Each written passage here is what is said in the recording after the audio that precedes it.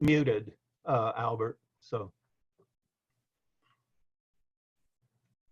about now. That's good. Thank you. Great. Okay. Well, then let's pray. Gracious God, we're all assembled here, even though not physically together. We are assembled in your name and in the presence of one another, in a manner of speaking, but certainly in your presence. So we thank you for the opportunity to do that. We pray that this session would be one that is glorifying to you and one in which we draw closer to you by ever more discerning thought and deliberation and consideration, discernment about what you would have to teach us, so that we are, so that we have bigger, warmer hearts, but also, Lord, that we would have sharp minds. So I pray all this in Jesus' name. Amen. Amen. Thank you.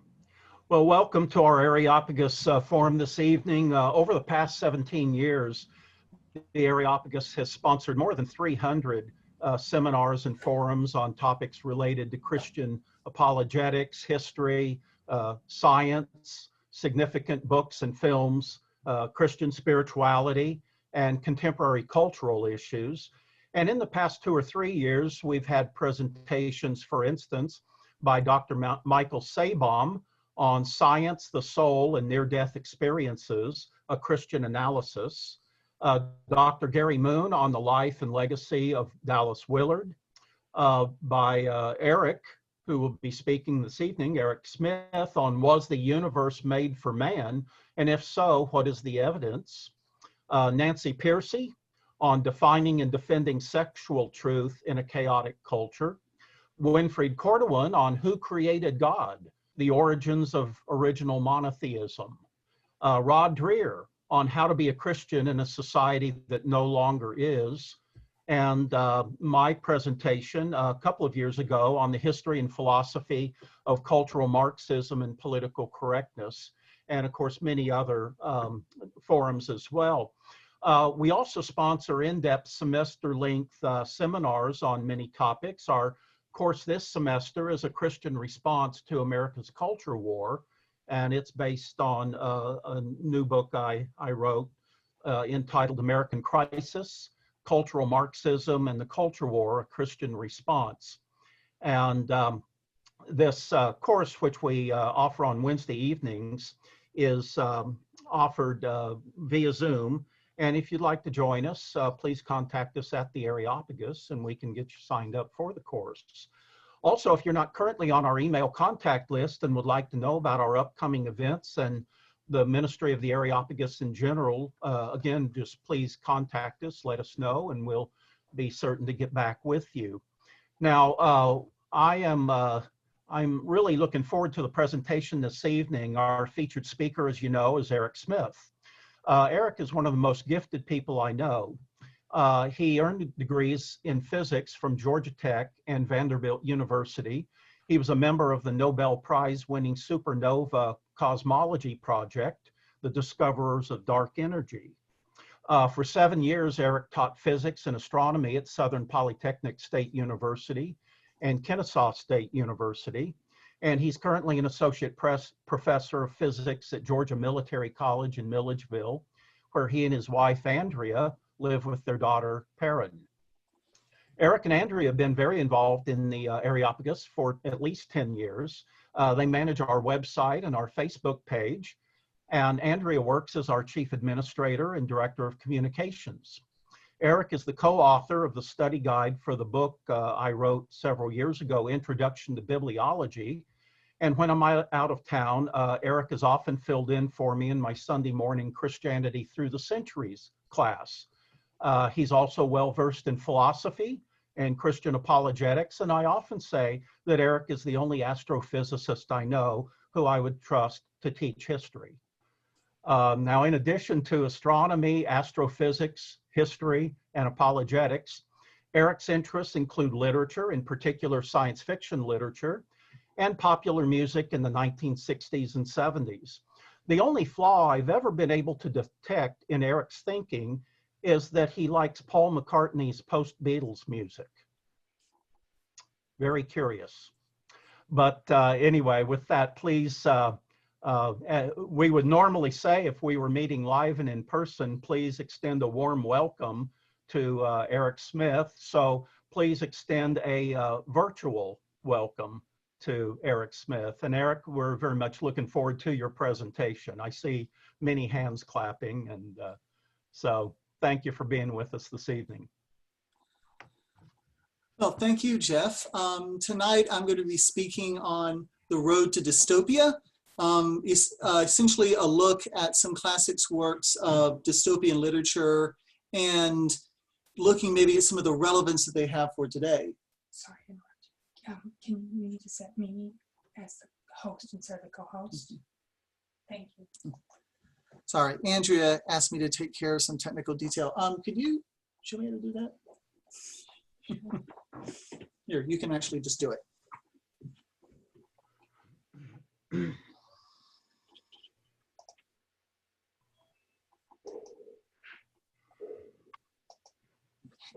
Okay.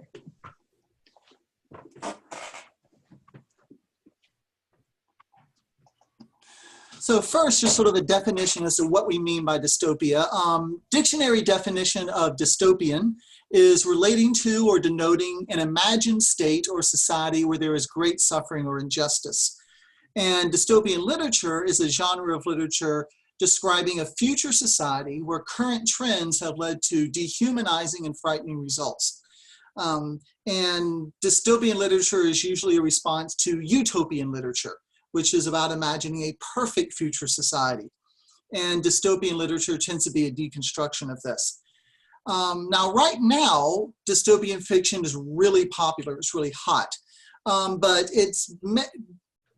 mainly, currently, it consists of young adult novels that tend to be about attractive teenagers that are having an adventure, bringing down the system and sticking it to the man, usually while having some kind of romance. But these current popular books don't really offer much in the way of social critique. They aren't trying to make serious points about the direction of our society. They really are just a setting for exciting literature for teenagers.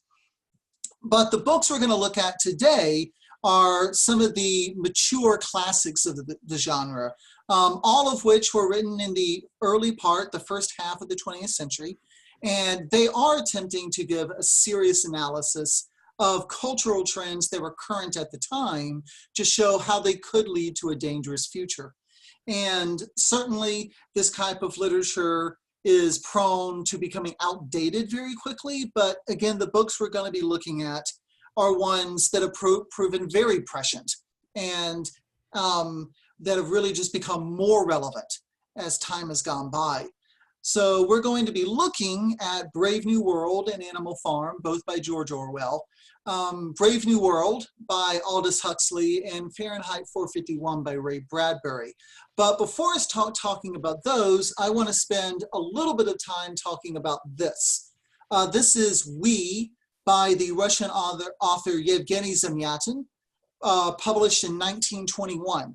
It's sort of forgotten now, but it really was the first serious work of dystopian literature, the first one to really try to offer a critique of the future.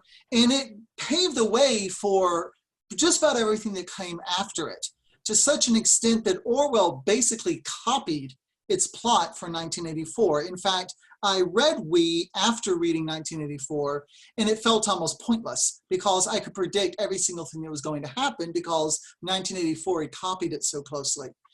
And a lot of its ideas made its way into Brave New World as well. So it's definitely worth a read. Like I said, it's sort of a forgotten classic, but still has a lot of very relevant ideas in it.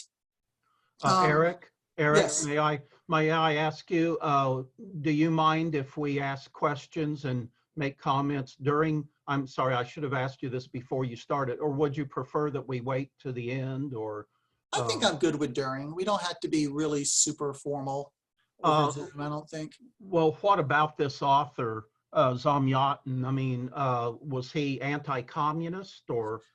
He's certainly anti-collectivist. Sort of the point of the book is it's this distant future where people have lost individual identity, where everybody's name is a number, where they actually don't even use personal pronouns, that they see themselves as part of the great we. So it's definitely very anti-collectivist. So I haven't done a lot of research into the author, but I can't imagine he would have been a fan of communism from the way it's described. And do we know if he left the Soviet Union? No, when he wrote this? I really haven't done a lot of reading into him. So Okay. that's something I should probably look into. But I would be surprised if he was, if he wasn't either imprisoned or in exile or something like that. So finally, before we get started, this isn't a literary analysis as much as there would be to say from a literature standpoint about all these books, and I would enjoy that. We're going to be looking more at the ideas as opposed to the actual writing. This is also not a particularly political talk.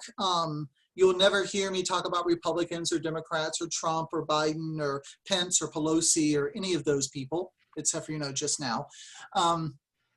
Obviously, there is a lot of political relevance to these books, but I think a lot of the things in them can be equally a warning to both sides. Both sides, right and left, have engaged in some of these activities before.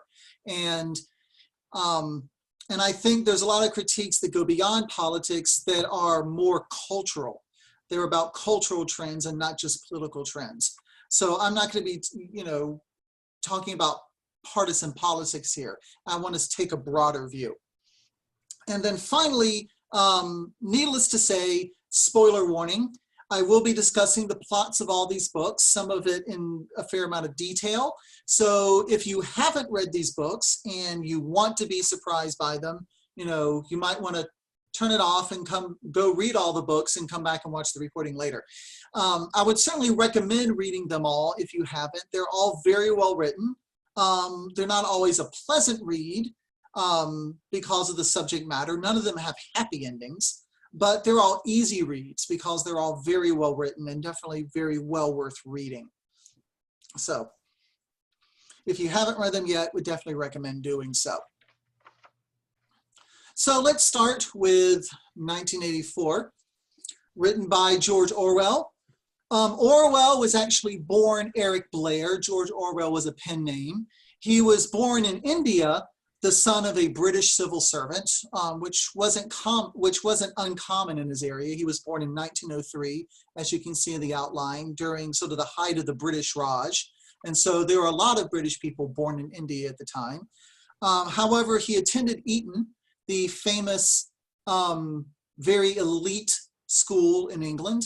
And after graduating from Eton, he joined the Indian Imperial Police. So he went back to India and Burma to serve as a police officer. But his experiences in the police led to him coming to hate imperialism, to see a lot of what was wrong with the British presence in India. So this turned him toward an anti-imperialist stance and eventually towards a socialist stance. After he left the police, he lived in poverty in both Paris and London for a while, and this was actually by choice. He wanted to sort of immerse himself in the world of the poor. And then later he worked as a school teacher in a bookshop. He fought for the Republicans in the Spanish Civil War. And for those of you who don't know, the Republicans were not what we would think of as American Republicans. The Republicans were actually Soviet-backed socialists, and they were opposing Francisco Franco's fascist forces.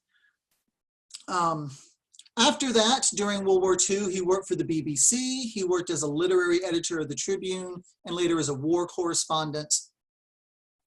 As I mentioned, he was a very dedicated socialist. And this actually comes to a surprise, I think, of a lot of people who haven't read 1984, but just sort of know it by reputation. And I think a lot of people think he would be some sort of libertarian anarchist that's all about small government and all that. But no, he was very much a dedicated socialist, and his books are written from a very leftist perspective. However, unlike most of the socialists of his day, he was very concerned by Stalin. Most socialists then were apologists for Stalin. Orwell was sort of saw himself as kind of the only sane socialist, in that he was very disturbed by what Stalin was doing in the Soviet Union.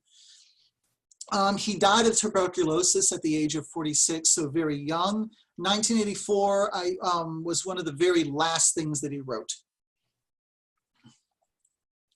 Now, the book itself, like I said, Orwell was very disturbed with what was happening at the Soviet Union in his time, and 1984 was inspired by that. It's essentially taking what Stalin was doing and projecting it forward. And Orwell wanted to portray a totalitarian society in which Stalin's methods and Stalin's ideals were sort of perfected, that they had been, that they were refined to the extent of basically perfect social control. And this is the society that he portrays in 1984, a society under a perfect totalitarian control. Perfect in that he foresaw no way of breaking out of it, no sense of any personal freedom at all. Now, interestingly, in a lot of surveys, 1984 usually comes out to be in the top 5 of books that people lie about having read. So apparently a lot of people claim to have read 1984 and haven't actually done so. And because of that, a lot of the terms in the book have entered the popular lexicon. Terms like Big Brother or doublethink, or a lot of these other terms, including some terms that aren't in there but people think are. But because these terms tend to be used by people who haven't read the book, a lot of times they're misunderstood and misused. And the book itself, I think, tends to be a lot different than what people necessarily expect when they read it. There have been a few movies made of it. The first one was in 1956, so just a few years after its publication in 1949. It was done, it was a British-made film, black and white. Not a terrible adaptation, but it took a lot of liberties, and Orwell's widow absolutely hated it and refused to allow any more adaptations in her lifetime. It was also secretly funded by the CIA as basically propaganda against Russia. Later on, in the 70s, David Bowie, of all people, tried to turn it into a rock opera musical, but he was not allowed. Orwell's widow reacted to that about the same way that Tolkien reacted when he found out that the Beatles wanted to do a Lord of the Rings movie, and that she did not approve. But the best-known movie version was actually filmed and released in 1984. It's an excellent, excellent film. Stars William Hurt and Richard Burton. Very well cast, very well written, well acted. It doesn't cover all the nuances of the book, of course, but it does. It's probably about as good an adaptation as you could possibly hope to have. So it's well worth watching. So what is the book about? What actually happens in it? What's the plot? Well, the book centers on a man by the name of Winston Smith, and he is a member of what's called the Outer Party. And the Outer Party are essentially the government bureaucrats. They're not the head, they're not the think tank. They're sort of the grunt workers of the all-encompassing government in this world. And he works in the Ministry of Truth, or what's known as Minitru. And his job is to change historical records. And we'll talk more about this in detail in a bit. But the idea is that the government is constantly changing history so that it always appears to be doing the right thing. And Winston Smith's job is to basically facilitate this. However, even though he is a member of the party, he is very dissatisfied under its rule. He keeps a secret diary, which is very much forbidden because private thoughts are simply not allowed. You're not allowed to have a private life in this world. And he does meet 2 people who basically determine the course of the rest of the book.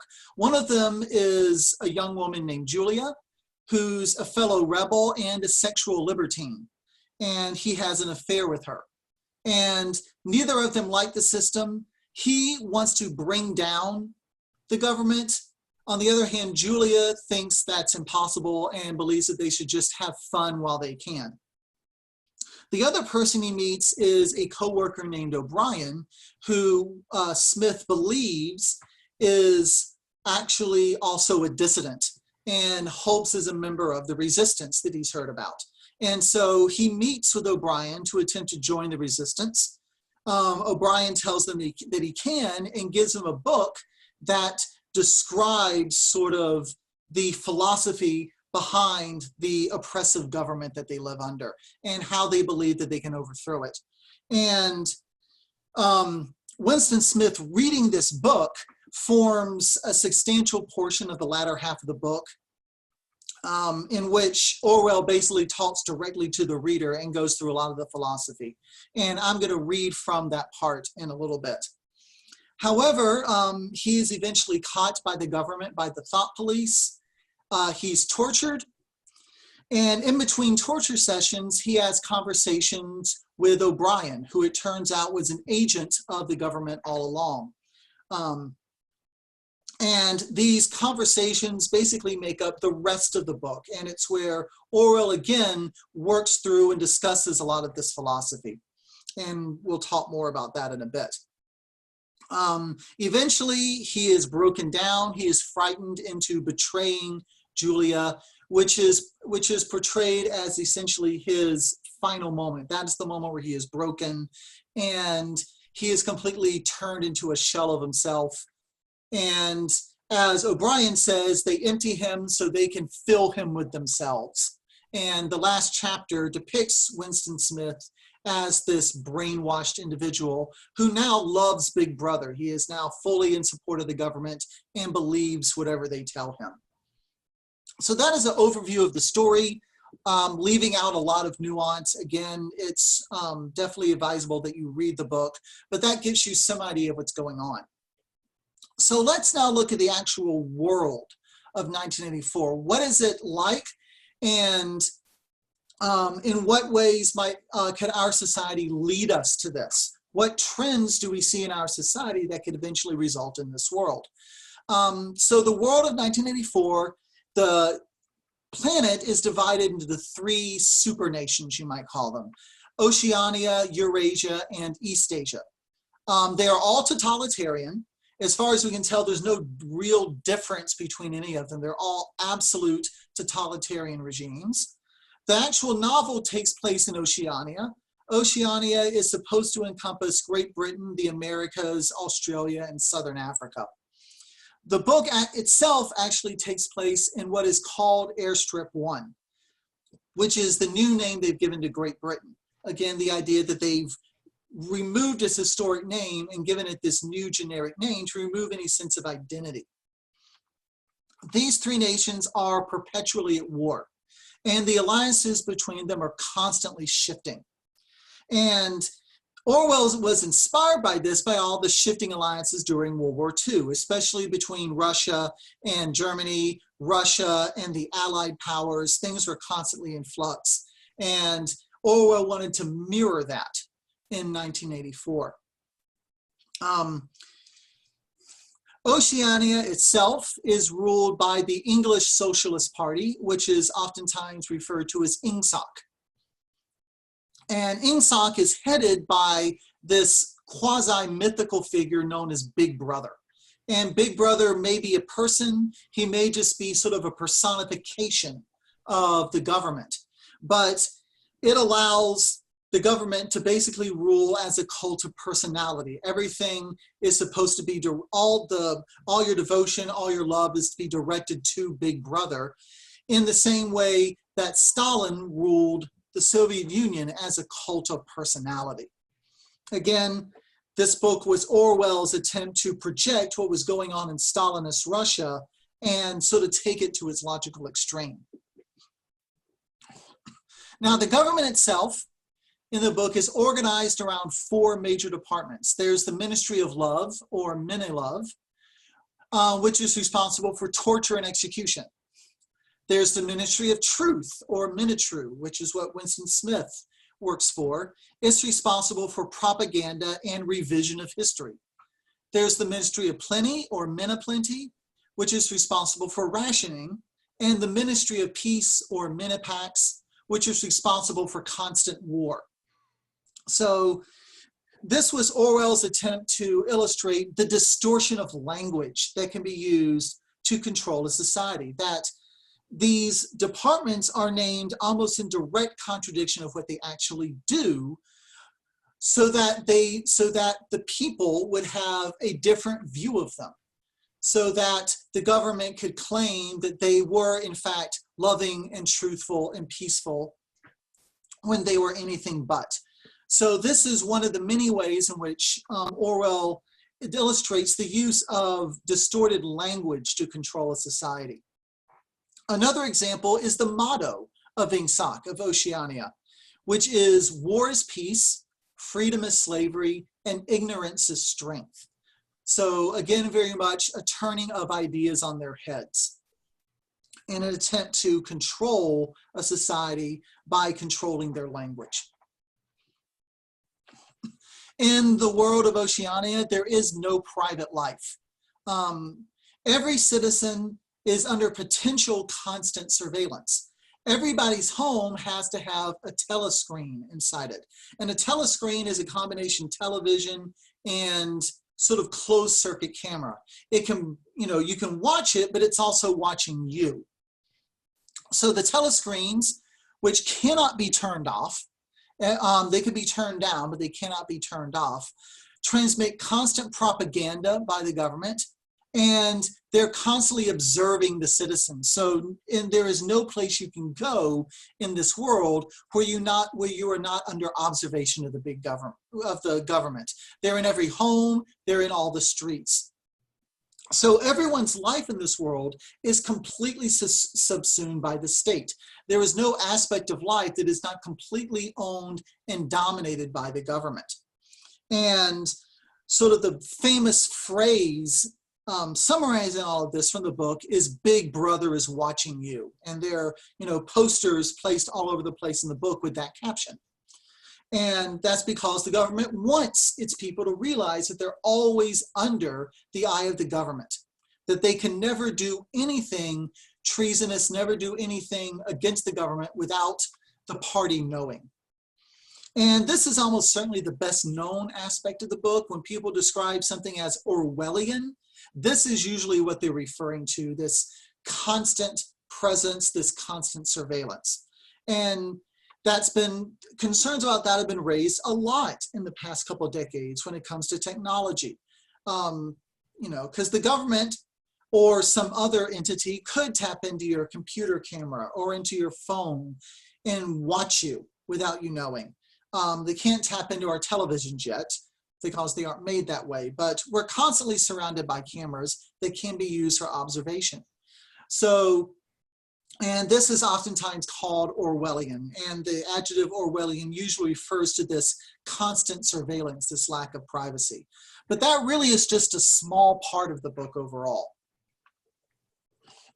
So this constant surveillance allows the lives of the party members to be controlled, both the inner party, which are the top government officials, and the outer party, like Winston Smith, who are sort of the bureaucrats, the government functionaries. Their lives are very strictly controlled. Like I said, they are completely subsumed by the state. There is no part of their life that is not only touched by the state, but controlled by it. However, 85% of the population are referred to as proles, short for proletariat. And these are the common people, the working class. And they're essentially ignored. They're allowed to live as they want because they're seen as too stupid to do anything. They're constantly distracted by trashy junk entertainment produced by the party. Very trashy television shows, very banal music. And Orwell illustrates just how empty this entertainment is by saying that it's not even produced by people, it's produced on machines. He talks about the great novel writing machines and music creating machines. So this entertainment is so empty, it's not even created by people, but it's used to pacify the proletariat. It's used to keep them entertained and keep them dumb. Orwell, despite his socialist pretensions, had an incredibly low view of the English working class. kind of what you get when you attend Eton. But he considered the English working class to be slovenly, lazy, stupid, and easily led. And he pretty much contributes those exact properties to his proles. However, despite that, Winston Smith still believes that if there is hope in toppling the government, it would have to come from the proles, because they're the only ones whose lives are not strictly controlled. Now, the government controls people to such an extent that any sign of disloyalty, any what's called wrong think, any unorthodox thought can be quickly detected and quickly punished. Supposedly the government can read your facial expressions and know what you're thinking, to the point where any disloyal thought is grounds for immediate capture and ultimate extinction. So any wrong think is punished swiftly and totally. And even the wrong glance can lead to imprisonment and torture. So obviously, this is one of the few aspects of the book that really goes beyond what I think will be humanly possible. Most of the book is surprisingly realistic. There's not much in it that could not be done nowadays. But I don't think we could ever get to the point where you could tell someone's detailed thoughts by their expressions. But this fits in very well, I think, with what C.S. Lewis wrote in The Abolition of Man, where both Orwell and Lewis were very concerned about the science of psychology. And they were afraid that it could be developed to such a perfect point that it could be used not only to understand, but to control people. And this is very much what Orwell illustrates during the sections of the book where Smith is being tortured and interrogated. Also in this world, marriage and sex exist only for reproduction. Sex is very much seen as a necessary evil. In fact, the scientists are trying to develop artificial births, and so that they can eliminate both sex and reproduction completely, so that people can be born out of jars, basically out of test tubes, and people no longer would need to have sex. They would no longer need to have any family bonds. Marriages of party members have to be approved by the party. And they're only approved if the potential spouses show no affection towards each other. The party wants husbands and wives to be at odds. They do not want loving couples. Because again, marriage and sex is only for reproduction. It's not for love. There is no love allowed in this world but the love of Big Brother, but the love of the state, of the government. And so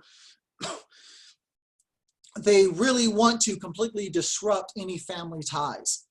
You know, the family is very much a threat to this government because it's anything that would distract people from a constant focus on the state. Now, Orwell ties this very much into Freudian theory, where he states that the government is doing this in order to harness the sexual energy of the people and divert it to mindless, rabid enthusiasm for the state and constant clamoring for war. Again, this is a very Freudian notion that, you know, any suppressed sex has to come out in some fashion or another. So while I would disagree with Orwell on that, he certainly got it right that most totalitarian governments will try to in some way interfere with the family, because the family is a great source of love and strength outside the dominion of the state. And in a perfect totalitarian society, that cannot be allowed. Now, in addition to turning spouses against each other, the government also turns children against their parents. Now, parents are encouraged to have an affection for their children. They may not love, but an affection so that they will care for them. But children from an early age in school are taught to spy on their parents, and they're taught to report any disloyalty that they see. And so you very much have a society where husband is against wife and child is against parent. And their equivalent of the Boy Scouts are the young spies. This is not just what they are, but even what they're called. This is seen as proud, as a good thing. And so all the children in Orwell's books are basically little monsters. They're terrible.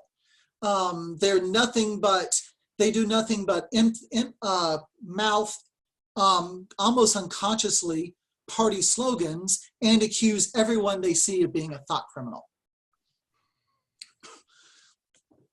And this, again, is the product of this totalitarian educational system. The educational system doesn't exist to teach. It certainly doesn't exist to grant wisdom. It exists only to create mindless followers of the state. As we mentioned before, this is a world of constant war. Oceania is always at war with either Eurasia or Eastasia. And this helps to keep the populace in a constant patriotic fury, in a constant sort of war fever, which again discourages any disloyalty. When people are constantly geared up for war, they're going to be more loyal to the government. It's also used to create constant shortages, to keep people in a constant state of poverty, in a constant state of dependence. Now, I said before that the idea of surveillance is sort of the best known aspect of the book, but really probably the second best known of the aspect of the book is our next point, and that is the idea of newspeak. Newspeak is the state-created official language of Oceania, and they are attempting to slowly replace the use of English with newspeak. And newspeak is seen as a language in which treasonous thought is literally unthinkable. Words are defined and language is defined in such a way that there is simply no way to express any ideas that are not completely in line with the party orthodoxy. And they do this by eliminating most of the words in the language and stripping away any sort of subtlety, any sort of multiple shades of meaning.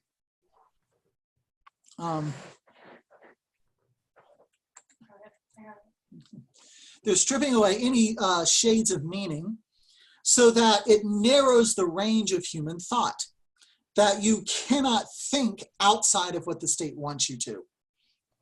And in fact, the ultimate goal is so that people can express orthodox state-approved thoughts without thinking at all. What's referred to in the book as duck speak, like the constant quacking of a duck. There's no thought behind it. Just by speaking, people mindlessly parrot the doctrine of the party.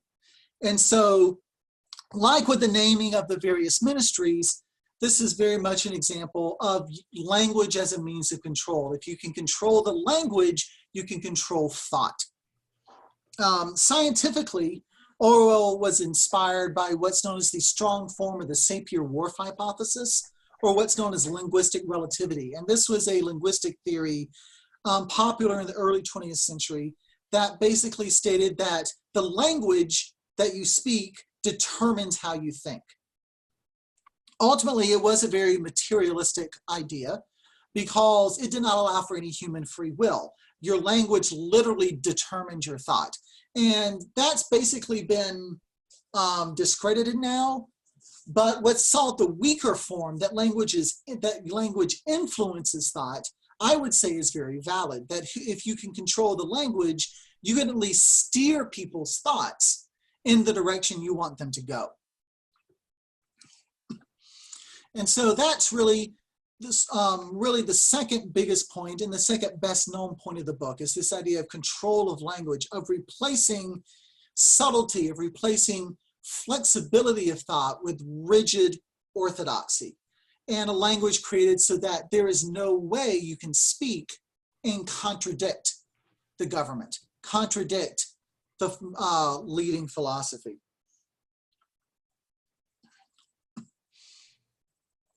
So I mentioned early on that Winston Smith's job is to essentially rewrite history.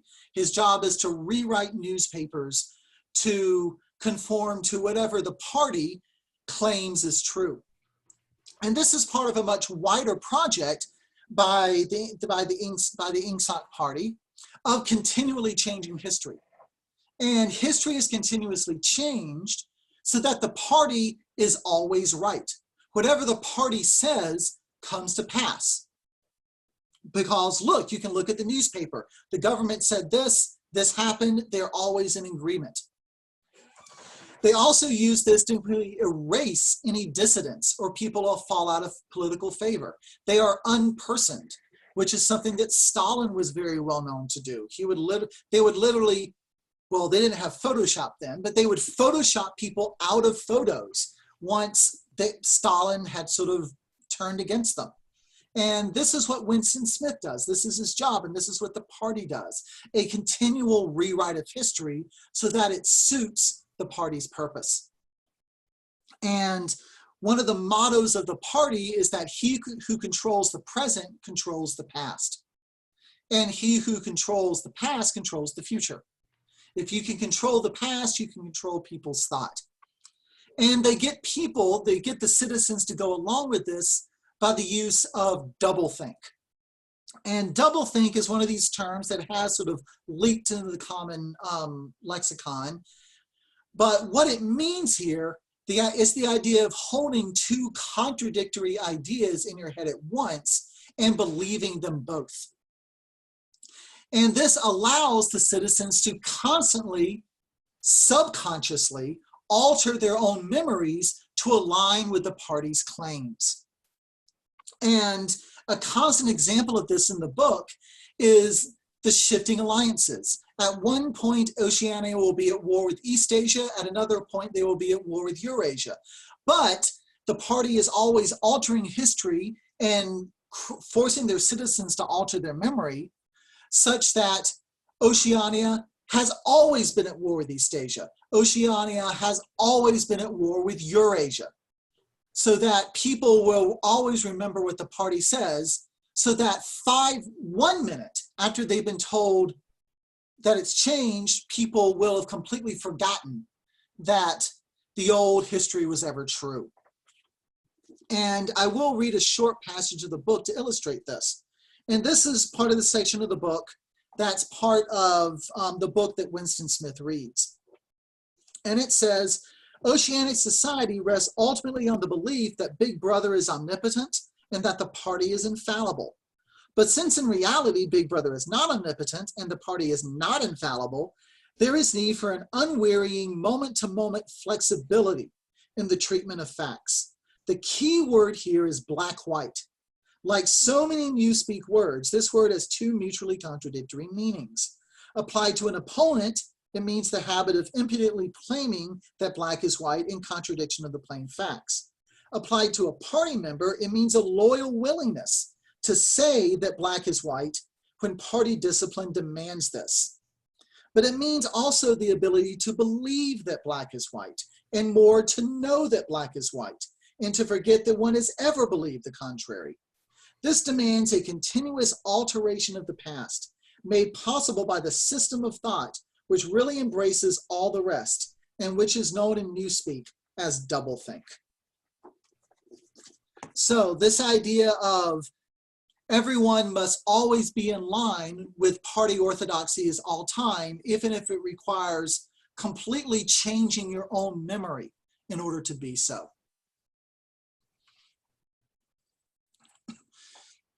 And ultimately, the past is, for the party, the past is malleable and truth is relative. They are the ultimate relativists. Truth is whatever the party says it is. At one point, O'Brien tells Winston Smith that if he wanted to, he could float above the ground. And Smith says, of course you can't. And O'Brien says, I can if the party tells me I can. Because the party controls reality. The party controls truth. If the party wills it to be so, 2 + 2 = 5. And so this is the ultimate goal, the ultimate outcome of relativism, of an idea where reality simply does not exist outside the will of the government. And finally, what the party wants, normally in this situation, people like the communists, the USSR would have said that we are harsh, but we are doing it for the good of the people. But O'Brien admits to Winston Smith that the party simply wants power for power's sake. And it desires suffering because it is the only way that it can be ensured that it is in power. You can only truly control people if they are suffering. And so people in this world are constantly suffering because the party wants them that way. And ultimately, they want people not just to obey the party, but to believe the party, to love the party. So this is the world of 1984. This is the end result of the trends that Orwell was seeing in the Soviet Union at the time.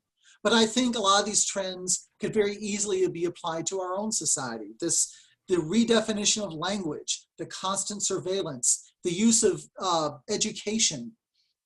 I won't go into detail. I don't think I have to. I trust my audience to connect the dots. But in conclusion on 1984, it's been said that 1984 shows a world in which we are ruled by what we fear. That we are controlled by fear, by the fear of government retribution. It is worthwhile to note that to Orwell, the problem was not socialism or even communism. He goes out of his way in the book to say that Ingsoc is not truly socialist. And if you read the book, it's plain that he is taking a very pro-socialist position. In his worldview, his viewpoint, the problem is totalitarianism of any sort and a cult of personality of any sort. So, any questions on 1984 before we move on? Yeah, I have one. Okay. How does the people that make up the party come in power? How do they stay in power? And is there infighting within the party? There's apparently in the book, it says the party has changed history and changed memories in such a way that there's no way of knowing how they came to power. Okay. The party would claim that they've always been in power. And they control people, again, by this constant surveillance, this constant thought control. And by raising people by educating people in, being able to hold these contradictory ideas and to be able to believe that the party is always right. Orwell doesn't go into a lot of detail because if you analyze it too much, it does kind of break down. It would truly, in a real world, it would be impossible for any totalitarian government to have this amount of perfect control. But Orwell, I don't think was so much in writing a perfectly realistic book as a warning of this is the sort of ultimate end of current trends. Eric, can you comment on the status of religion and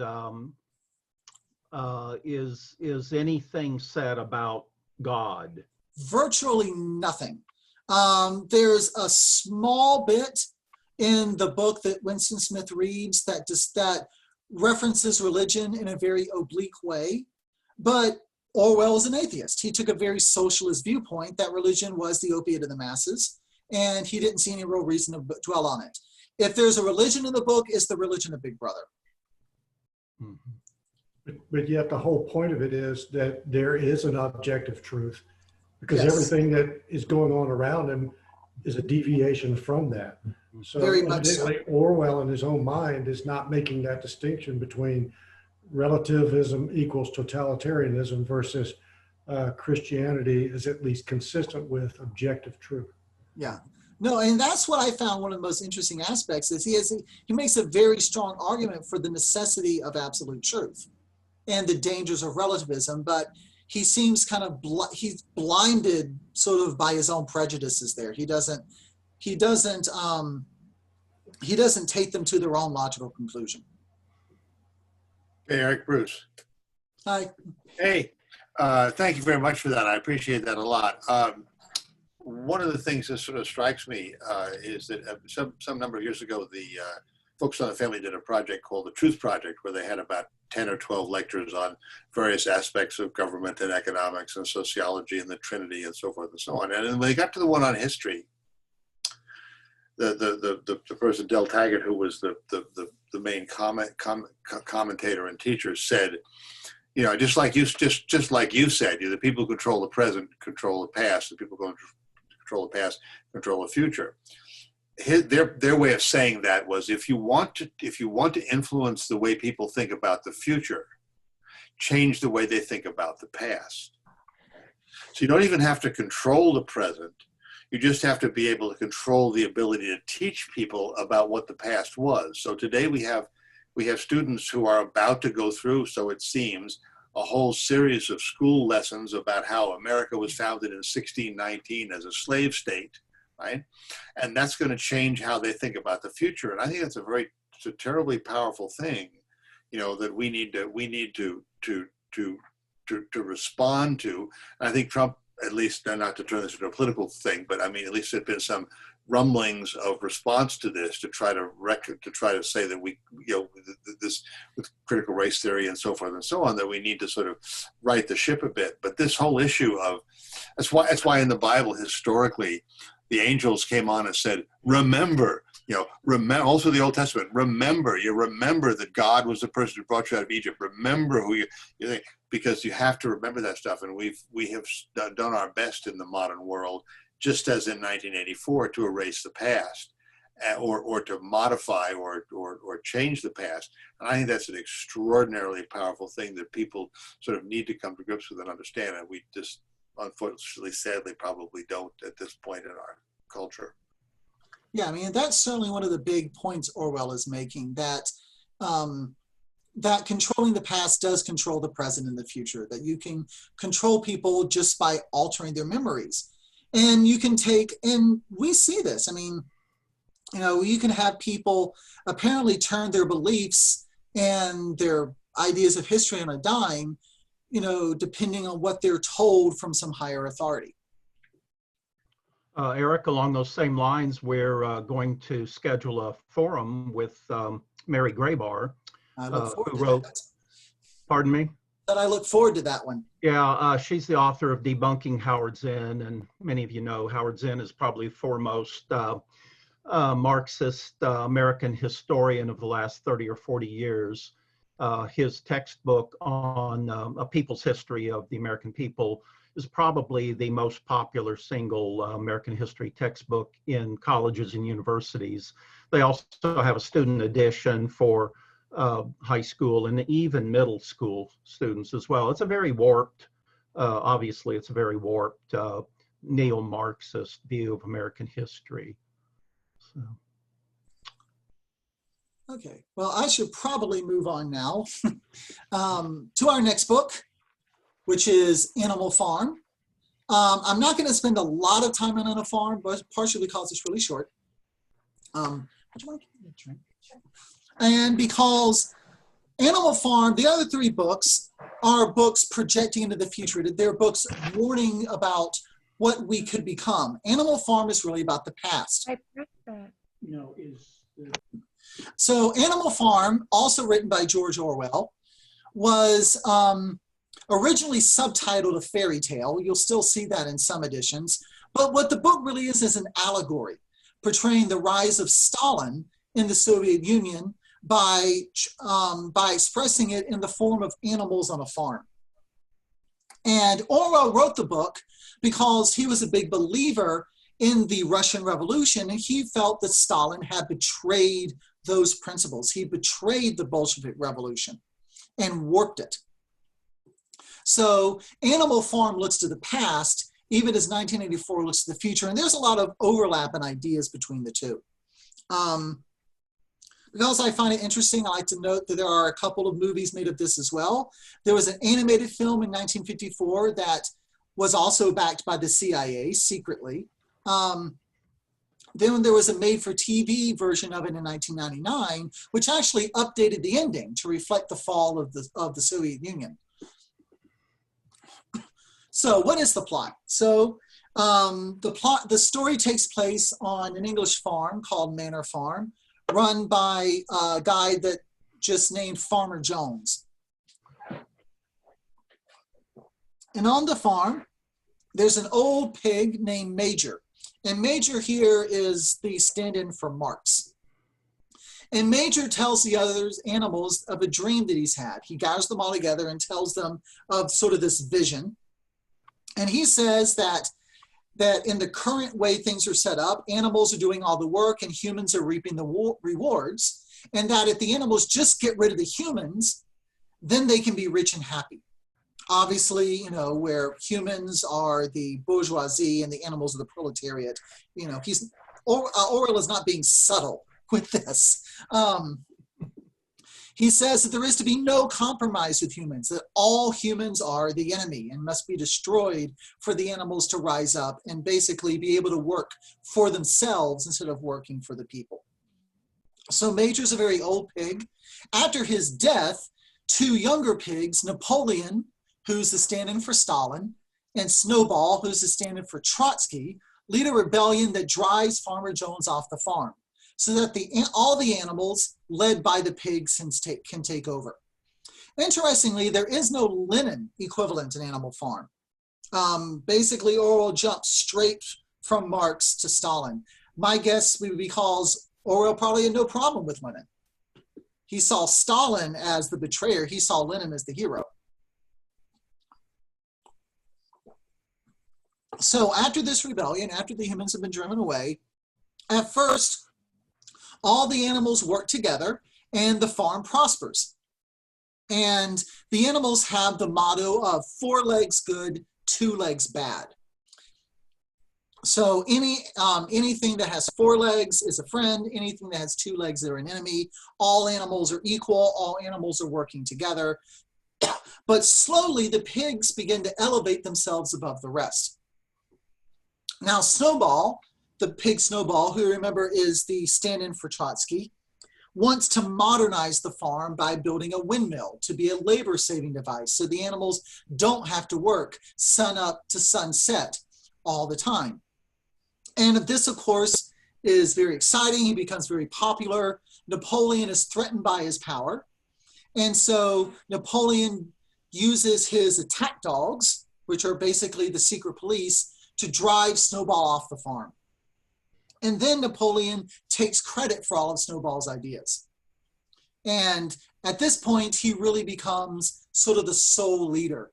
With the pigs under him, he has vicious attack dogs that act as his secret police, and all the animals are essentially just dumb workers. And anytime anyone questions any of his policies, he always comes back with the question, do you want the humans to return? So the humans become the scapegoat. The human become his means of keeping power by drawing this false dichotomy. It's either support me completely or go back to Farmer Jones. There's no room for middle ground here.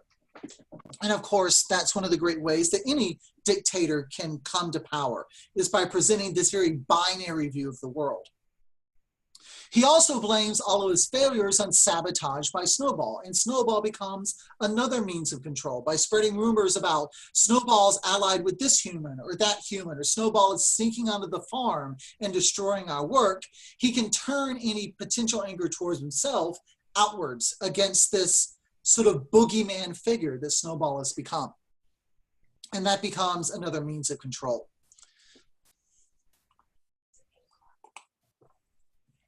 So Napoleon establishes this cult of personality. And many of the animals in the farm adopt the adage that Napoleon is always right. There's just unthinking obedience now. And he maintains his authority with an iron hand. When people oppose him, he will extort false confessions and purge them. He executes them. He will, old animals, he will send away to be made into glue. He takes newborn puppies away from their mothers and trains them to become his enforcers, his secret police. Notice a very strong parallel here with 1984 and what's done with the children there.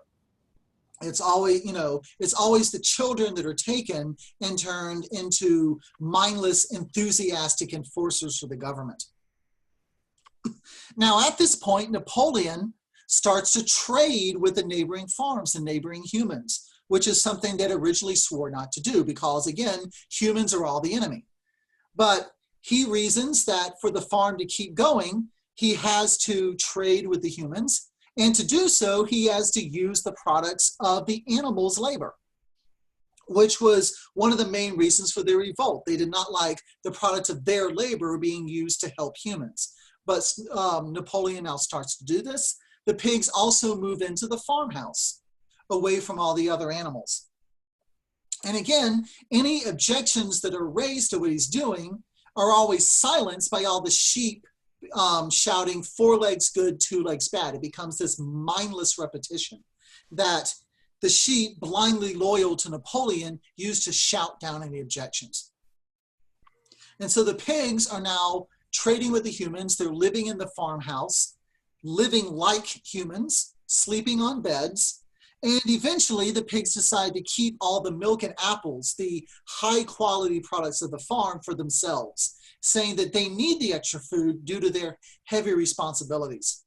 Orwell himself called this the turning point of the book, where it really becomes obvious that the pigs are only in this for themselves. By the end of the book, the pigs have started to walk upright like people, and they've shifted the mantra. It's no longer 4 legs good, 2 legs bad. It now becomes 4 legs good, 2 legs better. So the pigs have now become essentially humans. And in fact, the last scene of the book shows the pigs and the humans meeting together, playing cards, carousing, and it says the animals looked between them and could not tell any difference. They could no longer tell who is a human and who is a pig. Essentially, Orwell saying that that Stalin and his people have become as bad as the Tsar that they replaced. So that's the overall plot of the book. Now, the ideas of the book are sort of summarized in what are called the 7 Commandments. Because after Farmer Jones is driven off the farm, Napoleon and Snowball sort of condense their philosophy, the philosophy of animalism, a direct correlation to communism. They distill it into what they call the 7 Commandments, which they write on the side of the farm. However, they eventually break every single one of them. But to keep anyone from knowing they've been broken, they secretly go back and add to them. So no one can go back to the wall where they're written and say that you broke this, because the pig has already changed what they wrote. Again, a very clear parallel to the changing of history in 1984. The first commandment said, whatever goes upon 2 legs is an enemy. And of course, eventually the pigs will trade and fraternize with men and walk on 2 legs themselves. The second commandment, whatever goes upon 4 legs or has wings is a friend. But Napoleon ends up driving away Snowball and conducting purges. So obviously to him, all the animals are no longer his friends. The third commandment, no animal shall wear clothes, but in the end, the pigs end up wearing clothes just like humans. Fourth, no animal shall sleep in a bed. And this one, they went back and revised to read, no animal shall sleep in a bed with sheets. So that the pigs can now live in the farmhouse, sleep in the beds, so long as there are no sheets on the bed. No animal shall drink alcohol, which they would later go back and add to excess. No animal shall kill any other animal, revised to include without cause. So again, this illustrates the changing of history that Stalin and the communists engaged in, where no one could go back and say that they were contradicting themselves, because all the records would support whatever Stalin was claiming. And the final one, the best known, all animals are equal. Now, in the end of the book, the 7 commandments are actually replaced. They go back, erase them all, and they're replaced with just a single commandment. And this is almost certainly the best known phrase of the book. All animals are equal, but some animals are more equal than others. Which was the reality of the Soviet Union under Stalin. Theoretically, in communism, all people are equal, but there's no question that the upper members of the party, the powerful members of the party, are more equal than others. They were treated better. They had more food. They had luxuries that the everyday people were denied. So ultimately in this book, the point Orwell is trying to raise is that, like the Who said, revolutions can often end with, here comes the new boss, same as the old boss. Kind of wish I had it, ready to queue up and play right there. Basically, every revolution carries within it the seeds of its own destruction, because power corrupts, and power corrupts even those with good intentions. And so we always have to keep an eye on our leaders, the people who we trusted, who we believed in, who may have actually believed in themselves at the beginning, can very easily become corrupted, can very easily turn against what it was that they were initially fighting for. So that's really all I have to say about Animal Farm. Like I said, I'm not spending a lot of time on it. It's shorter, and it's history just written in an allegorical fashion. So any questions on that before we move on? Eric, which is the most read of the two, the more read of the two books? And It's hard to say. 1984 is definitely better known, but like I said, it's one of the books that people lie the most about having read. So I would still venture that it's probably more read though. It's just a better known book because I think it's more applicable. Animal Farm is it's a loose description of what happened in the Soviet Union under Stalin, but you can get that from a history book. 1984, I think, is much more applicable. It's much more prescient. There's a lot more to dig into it.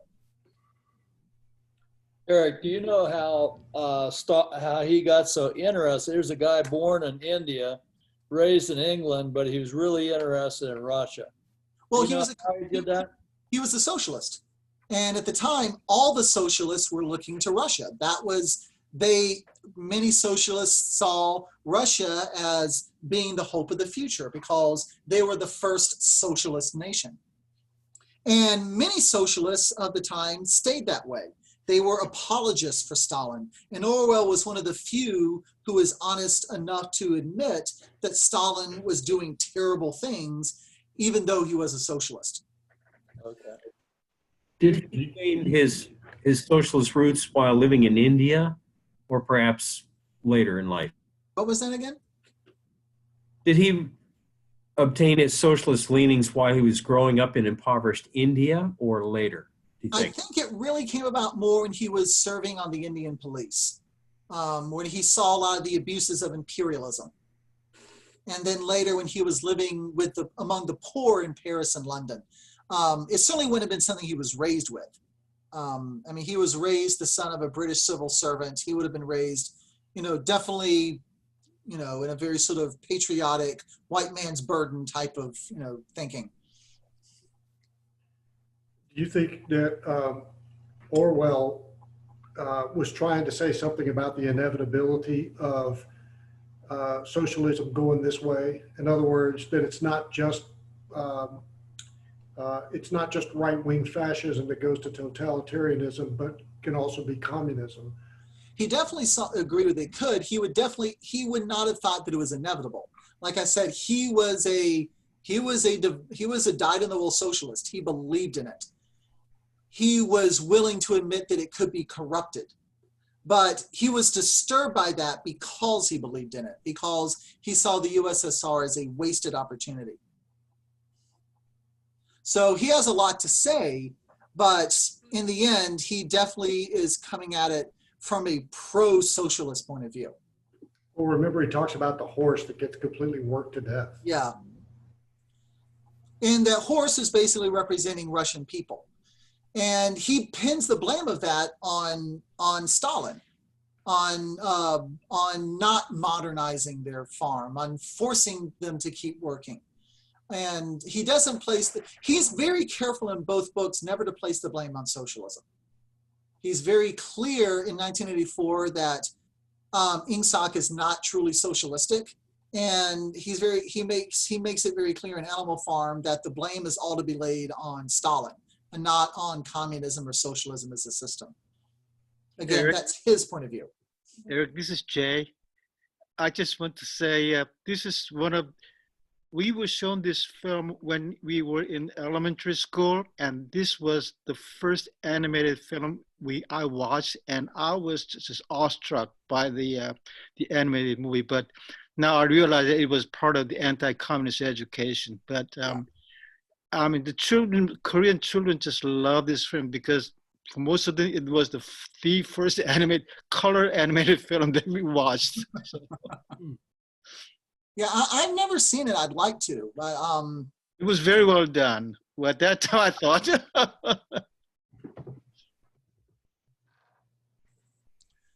We have a question here on the chat. Okay, is this similar to, yeah. Is this similar to a Scientologist fear of psychology? But I'm not sure what they're referencing.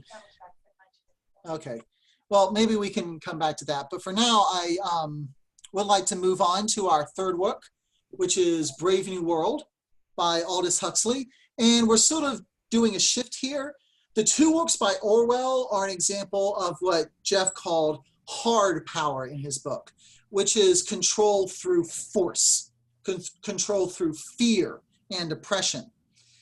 Brave New World and Fahrenheit 451 are much more, are what are considered soft power. And it's control through, well, you'll see. But you'll see very much the differences. So Brave New World, written in 1932, so it's the oldest of all the books that we're going to look at, written by Aldous Huxley. Huxley was born in Surrey, England. His family was into a family of very prominent intellectuals. I'm sure that most of you have heard of his grandfather, who was Darwin's bulldog, one of the first leading proponents of evolution. His brother was also a very prominent biologist. So the Huxleys were a very well-known intellectual family in England. Aldous himself graduated from Oxford with a degree in English literature, and he spent his life as a writer. That was really all, unlike Orwell, that was really all he ever did. He did teach French for 1 year at Eton, where interestingly enough, George Orwell was one of his students. He was nominated 7 times for the Nobel Prize in Literature, and he was considered one of the foremost thinkers of his day. He started out more sort of a hard-nosed atheistic type. Eventually, he became interested in Eastern philosophy, Eastern religion, and mind-expanding drugs such as LSD and mescaline. In fact, when he knew he was about to die, he actually asked his wife to inject him with LSD, so that he died on an acid trip, because he saw this as a means of attaining enlightenment, of, you know, expanding his mind. And as some of you might also know, he died on November 22nd, 1963, which was the same day as C.S. Lewis and some guy named JFK. So, Brave New World was actually written as a response to H.G. Wells, who had written several utopian novels. And Wells, like many of the intelligentsia of his time, was also a dedicated socialist. So books like The Time Machine and a lot of his utopian novels have very strong socialist leanings. And Huxley found these to be incredibly unrealistic and wrote Brave New World as a response to them. In fact, it originally started as a parody. But as he wrote it, he took it more and more seriously, so it became a much more serious work. He was also inspired by a trip to the U.S., and this again would have been in the late 20s, during the Roaring 20s, and he saw what appeared to be a very decadent, shallow, promiscuous culture. And he was very concerned about where that might lead. And so all of this fed in to Brave New World. A couple other books of note. A couple of decades later, he wrote Brave New World Revisited, which is actually a collection of essays. And they were inspired by someone asking him whether Brave New World was still relevant in the 50s as it was in the 30s. So he wrote this collection of essays in which he analyzed a lot of the ideas in light of more current developments, and ultimately came to the conclusion that his predictions were coming true much faster than he had anticipated. And I would highly recommend Brave New World Revisited. Some of it's out of date, but it's still a really interesting read. And you can find editions where it's bundled together with Brave New World. So it's easy to get both of them. Another later book of his was called Island. And Island was Huxley's own utopian novel. And it was written in 1960.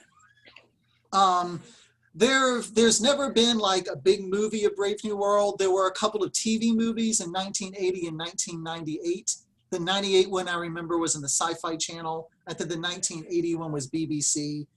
I know the Sci-Fi Channel one was not very well regarded. There is actually currently a TV series of Brave New World done by NBC on their new streaming platform. I haven't watched it because I don't want to pay for it. But everything I've read by people who enjoy the book say to avoid it at all costs. So sadly, unlike 1984 and Animal Farm, you cannot watch the movie for this one. You have to read the book. So what goes on in Brave New World? What's the plot here? Well, it takes place in the far future, several centuries, and it's in a world that's dedicated to pleasure. It's a world where sex is as casual as a handshake, and in fact is just as rude to refuse as a handshake would be, and in which any negative emotions are combated with drugs. And the novel follows 4 different people who are all in some way unconventional.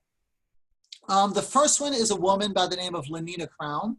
She is the most conventional of the 4 lead characters, but she does tend toward monogamy, which is an aberration in this society, and she's attracted to unconventional men who like to push the boundaries. The second protagonist is a man by the name of Bernard Marx.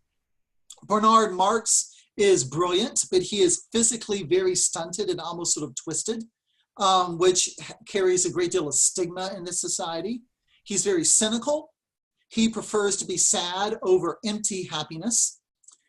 He likes solitude, which is again very rare, and he dislikes meaningless sex, which is also odd. So the third protagonist is a man by the name of Helmholtz Watson. He's Bernard's friend, but unlike Bernard, who's physically very sort of stunted and ugly, Watson is physically perfect, and he's also a mental giant. He works as an emotional engineer, which basically means that he writes their equivalent of movies and television programs and commercial slogans. However, he is unhappy because he has a driving urge to create true art, which is not something that is done in their society. Finally, the last main character is known as John the Savage. And this is a man who grew up outside of mainstream society, who grew up on an Indian reservation, which is one of the few places in the world that is not part of this overall decadent society. His mother was a visitor from the outside who was accidentally stranded there in sort of a freak occurrence. And he's raised on this reservation as a sort of normal human. So Bernard and Lenina travel to this reservation together on what basically amounts to a date and encounter John there. On the reservation, it's very brutal, it's very primitive, there's rampant disease, people, their religion is a bizarre blend of Christianity and sort of Native American religions. So it's seen as a very barbaric society. So they encounter him here, and since his mother and father are from the outside world, they bring him back. So they bring him back to modern society where he becomes a celebrity. He's the savage. Everybody wants to meet him. And the outside society first fascinates him. He quotes Shakespeare, what brave new world that has such people in it. In fact, there's a lot of Shakespeare in this book. So if you read it, know that a good working knowledge of Shakespeare is a definite plus. So the outside world first fascinates him, but as he learns more about it and its implications, he becomes horrified by it. He's also very attracted to Lenina, but is appalled and infuriated when all she's interested in is the meaningless sex that everyone expects in that society. So after he rejects her because she just wants to sleep with him while he wants an actual relationship, John sort of loses it. He causes a riot.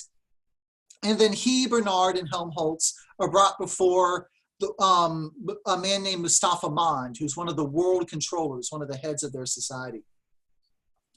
And there's a long conversation there. All of these books tend to have at least one long conversation where the philosophy behind everything is sort of debated. And this is where it occurs in Brave New World. After that, Bernard and Helmholtz are exiled to islands for those who reject the conventions of society. John isolates himself from society, or attempts to, but his celebrity follows him. People are constantly seeking him out, trying to film him, trying to photograph him. He's not allowed to be alone. He engages in self-flagellation like a medieval monk in an attempt to purify himself. But eventually he gives in to the temptations of the modern society, and afterwards he's guilt-stricken and commits suicide. And that's where the book ends. The ending is one thing that Huxley later said that he wished he could have changed. He would have done, if he'd written it later, he would have provided a midway option. Basically, in his novel, he presents the barbaric life of the reservation and the decadent and distorted life of modern society as the only two possibilities, the two extremes. Later on, he said that he wished he would have provided sort of a third middle sane way as opposed to the two insane extremes. So that's the overall plot. So now what kind of world are we looking at here? And, if this were an English paper, that'd be a great topic, compare and contrast the worlds of 1984 and Brave New World, and I'm sure that's been done a lot. So the world of Brave New World, first of all, people in it are not born, they're decanted. They are fertilized and raised as fetuses in bottles. Pregnancy and parenthood are seen as obscene. Mother and father are actually dirty words that when they're used to a group of students, one student actually faints and another feels sick because they're seen as just so outside the pale. And the whole of society is built on the idea of the assembly line. People are created and raised in assembly lines. And so it's built on this idea of the assembly line, this idea of the machine. And because of that, people are designed for their roles in society. They're tailored towards it, and they're seen as interchangeable parts. Again, this is a world of very little individuality. People are interchangeable. They're individual cells that mean nothing to the greater health of the body. Because society is built on this idea of the assembly line and the machine, Henry Ford has actually taken the place of God. And unlike 1984, where there is no real described religion, Brave New World has a definite religion. And it's a religion built around Ford. Ford is God. And people even say things like, oh, my Ford, or good Ford, or, just put Ford in where we would say something like God. Interestingly, they're also built around the psychological ideas of Sigmund Freud. And because this is several hundred years in the future, they believe that Ford and Freud were the same person, that he just wrote his name differently sometimes. So as I said, people are built on an assembly line. They're genetically engineered into a very rigid caste system that has 5 main levels. You have alpha, betas, gammas, deltas, and epsilons. Alphas are the super intelligent people with superhuman physiques, basically Greek godlike. Betas are sort of a step down. They're not these wondrous beings, but they're very smart. They're in good physical condition. Gammas are what we would think of as average people. Deltas are below average intelligence, and they're physically more stunted.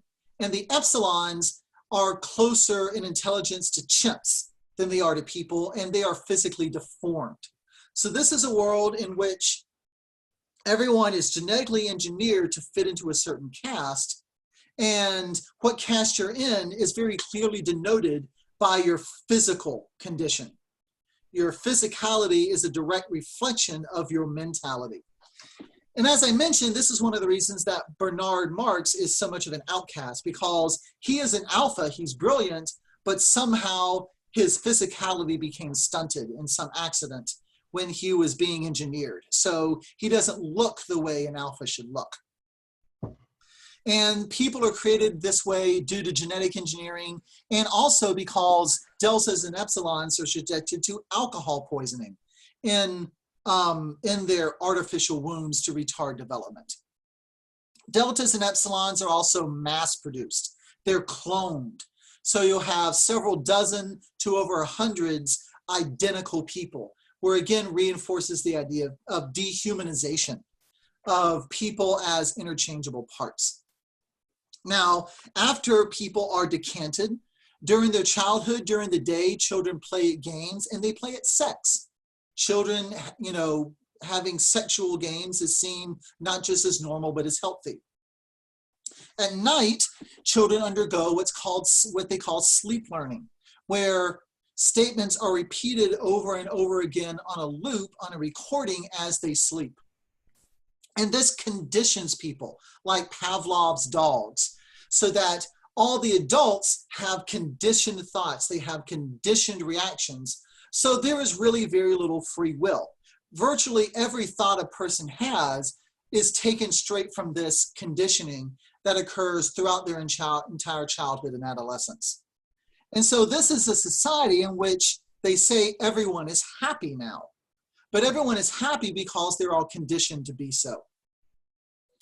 Now, interestingly, sleep learning is portrayed as rote learning. They can't learn useful knowledge.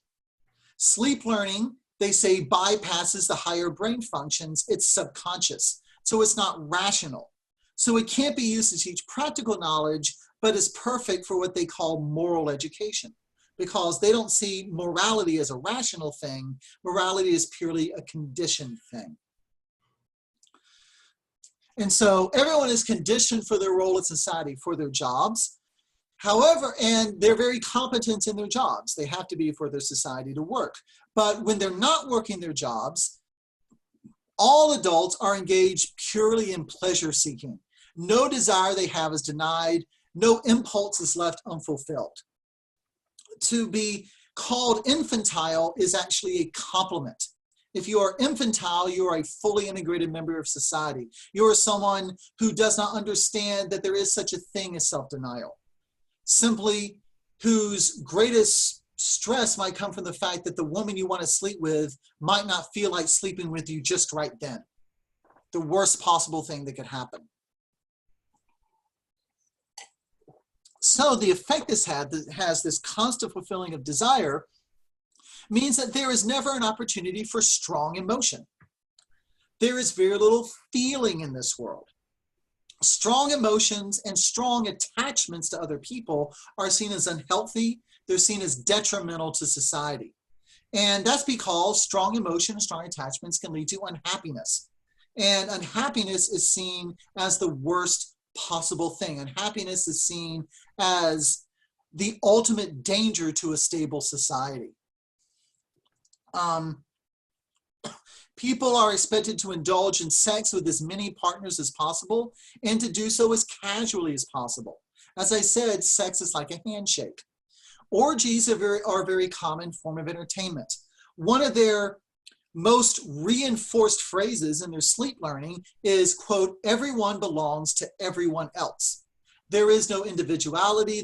You are not allowed to have a special relationship with one person. Everyone belongs to everyone else. Solitude is highly discouraged. It's antisocial.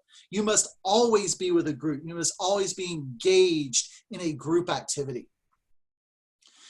So when people aren't sleeping together, they're enjoying what are called the feelies, their version of movies, where you can feel what's happening on the screen. Or scent music, which is music created by sense. So they're constantly engaged in satiating all of their senses all of the time. So there is never a moment of denial. They also play very convoluted sports, and their sports are designed to be as equipment heavy as possible. In fact, no new sport can be approved unless it requires more equipment than the last one. And this is to encourage consumption, because another things these people are conditioned to do is constantly consume to drive the economy. People are conditioned to despise the old and always want the new so that they will continue to consume. Old books and ideas, especially beautiful ideas, are banned because they distract people from making new purchases.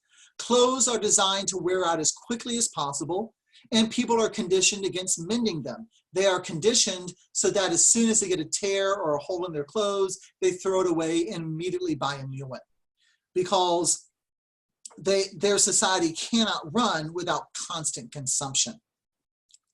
So with all of this constant distraction, all of this constant barrage of the senses, if anyone actually manages to get a negative impulse or a feeling, or if they simply want to enhance their pleasure as much as they can, then they take soma. Soma is a drug. It's a design drug that's supposed to be safe. It's a hallucinogen, which can produce anything from a mild euphoria to a complete loss of reality and time, depending on the dose that's taken. And another one of their, conditioned sayings is a gram is better than a damn. Anytime you feel angry or unhappy, you take soma and you feel good again, so that no one ever has to experience a moment of unhappiness.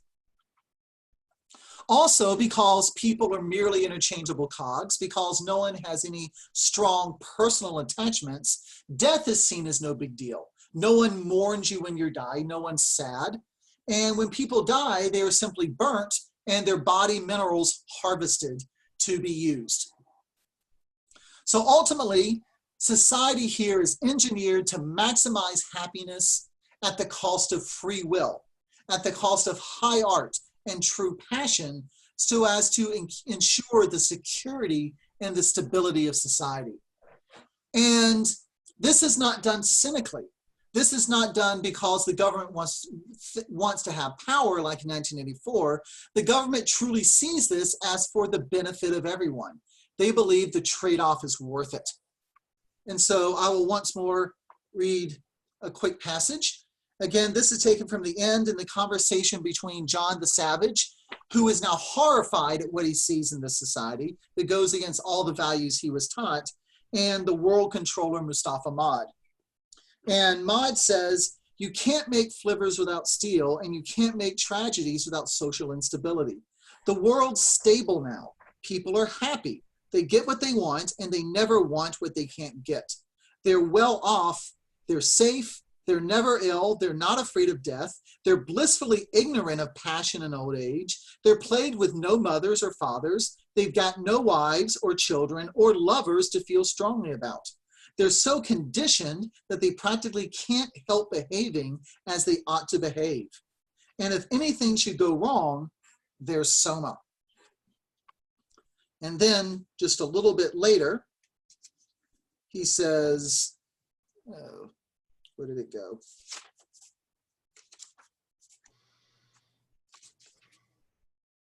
He says, it's curious to read what people in the time of our Ford used to write about scientific progress. They seem to have imagined that it could be allowed to go on indefinitely, regardless of everything else. Knowledge was the highest good, truth the supreme value. All the rest was secondary and subordinate. True, ideas were beginning to change even then. Our Ford himself did a great deal to shift the emphasis from truth and beauty to comfort and happiness. Mass production demanded the shift. Universal happiness keeps the wheels steadily turning. Truth and beauty can't. And of course, whenever the masses seized political power, then it was happiness rather than truth and beauty that mattered. Still, in spite of everything, unrestricted scientific research was still permitted. People still went on talking about truth and beauty as though they were the sovereign goods. Right up to the time of the 9 Years' War, that made them change their tune all right. What's the point of truth or beauty or knowledge when the anthrax bombs are popping all around you? That was when science first began to be controlled, after the 9 Years' War.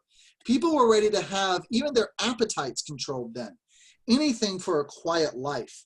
We've gone on controlling ever since. It hasn't been very good for truth, of course, but it's been very good for happiness. One can't have something for nothing. Happiness has got to be paid for. You're paying for it, Mr. Watson, paying because you happen to be too much interested in beauty. And lastly, he says, my dear young friend, civilization has absolutely no need of nobility or heroism. These things are symptoms of political inefficiency. In a properly organized society like ours, nobody has any opportunities for being noble or heroic. Conditions have got to be thoroughly unstable before the occasion can arise. Where there are wars, where there are divided allegiances, where there are temptations to be resisted, objects of love to be fought for or defended, there obviously nobility and heroism have some sense. But there aren't any wars nowadays. The greatest care is taken to prevent you from loving anyone too much. There's no such thing as a divided allegiance. You're so conditioned that you can't help doing what you ought to do. And what you ought to do is, on the whole, so pleasant, so many of the natural impulses are allowed free play, that there really aren't any temptations to resist. And if ever, by some unhappy chance, anything unpleasant should somehow happen, why, there's always so many to give you a holiday from the facts. And there's always so many to call in your anger, to reconcile you to your enemies, to make you patient and long-suffering. In the past, you could only accomplish these things by making a great effort and after years of hard moral training. Now you swallow 2 or 3 half-gram tablets, and there you are. Anybody can be virtuous now. You can carry at least half your mortality about in a bottle. Christianity without tears. That's what Soma is. And so ultimately, this is the society that Huxley is painting, a society where God is no longer necessary because people no longer feel losses. People are never alone. They're always happy, but it's a meaningless happiness because there's no true passion. There's no true heroism. There's no true good anymore. Everything is simply empty pleasure. So while 1984 is an example of hard power, Brave New World is an example of soft power. It shows us a world where instead of being ruled by what we fear, we are ruled by what we love, where our desires are turned against us as a means of control, as a means, it's trading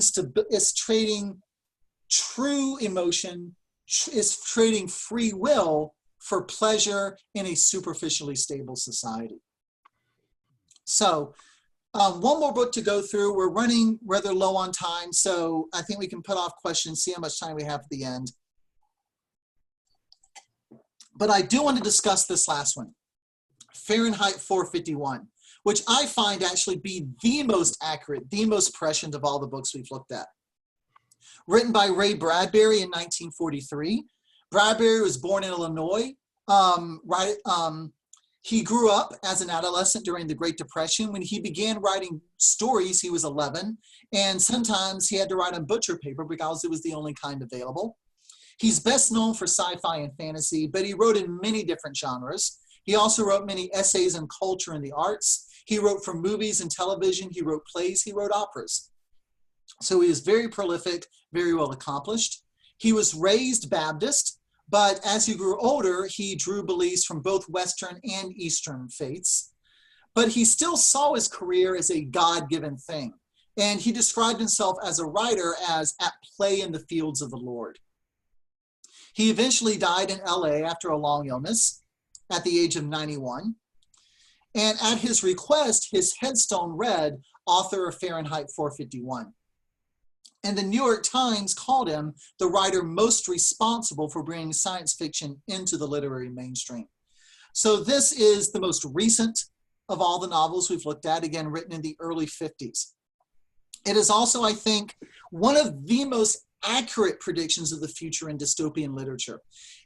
And it's amazing because when it was written, it was highly speculative. A lot of the technology that he wrote about did not exist. A lot of the cultural trends he wrote about did not exist yet, but virtually all of them have come to pass in some form or another. The book was actually expanded from an earlier short story he wrote called The Pedestrian, about a man who's being arrested because he walks instead of taking the mechanized sidewalk. Bradbury himself adapted the book into both a 2-act play and an opera.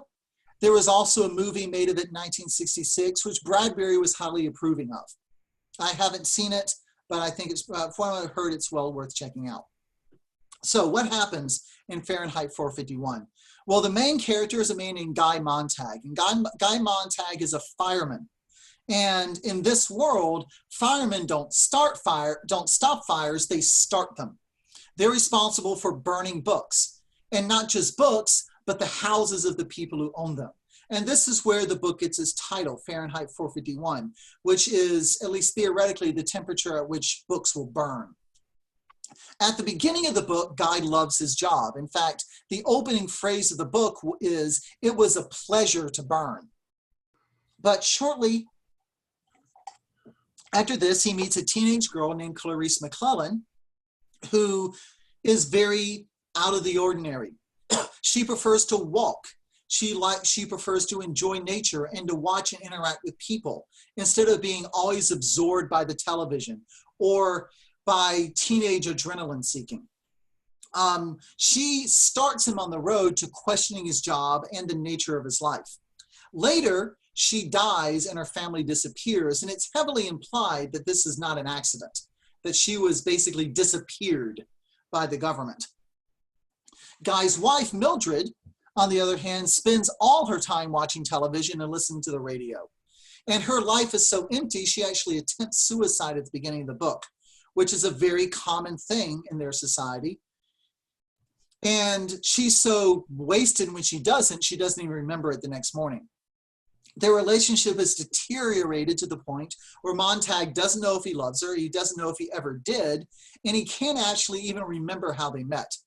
She, on the other hand, sees him as a little more than an annoying interruption to her TV viewing.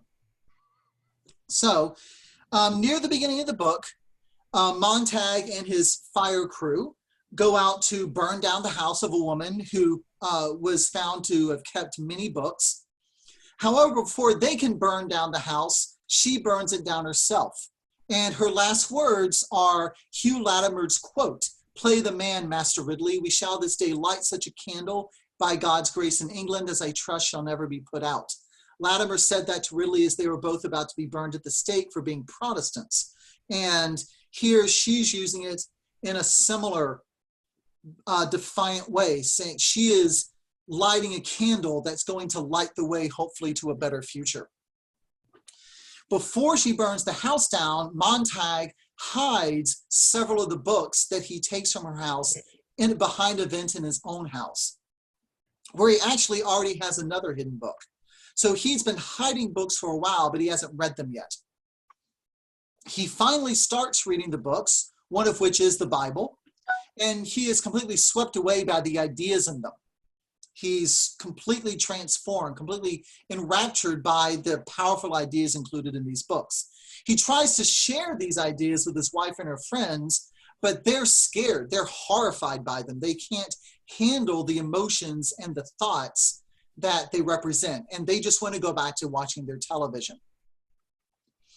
Montag then meets an old professor who makes the very important points that a lot of people who talk about this book miss. He points out that it's not books that are important. It's not the physical thing. What's important is the ideas within them. And he makes the point that music, movies, TV, they could all include these ideas, but they don't. That most mass media prefers to cater to the lowest common denominator. And Bradbury himself said he wrote this book because he was so disturbed by what he was seeing in mass media, what he was seeing in early television and music and radio, and how it was just so empty, and how it was taking the place of old books with actual powerful ideas. So in the end, Montag is almost arrested for the crime of reading books. He ends up on the run after killing his fire chief, who is about to burn down Montag's own house.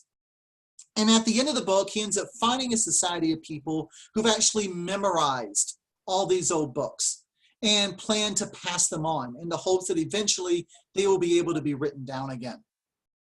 The book ends with the country embroiled in a nuclear war, which you would think would be the end of everything, but it's implied that it is possible that the world will survive it, and that there is hope that a new and better society will rise from the ashes of the old one, like the phoenix, where once again this old wisdom can be written down and shared again.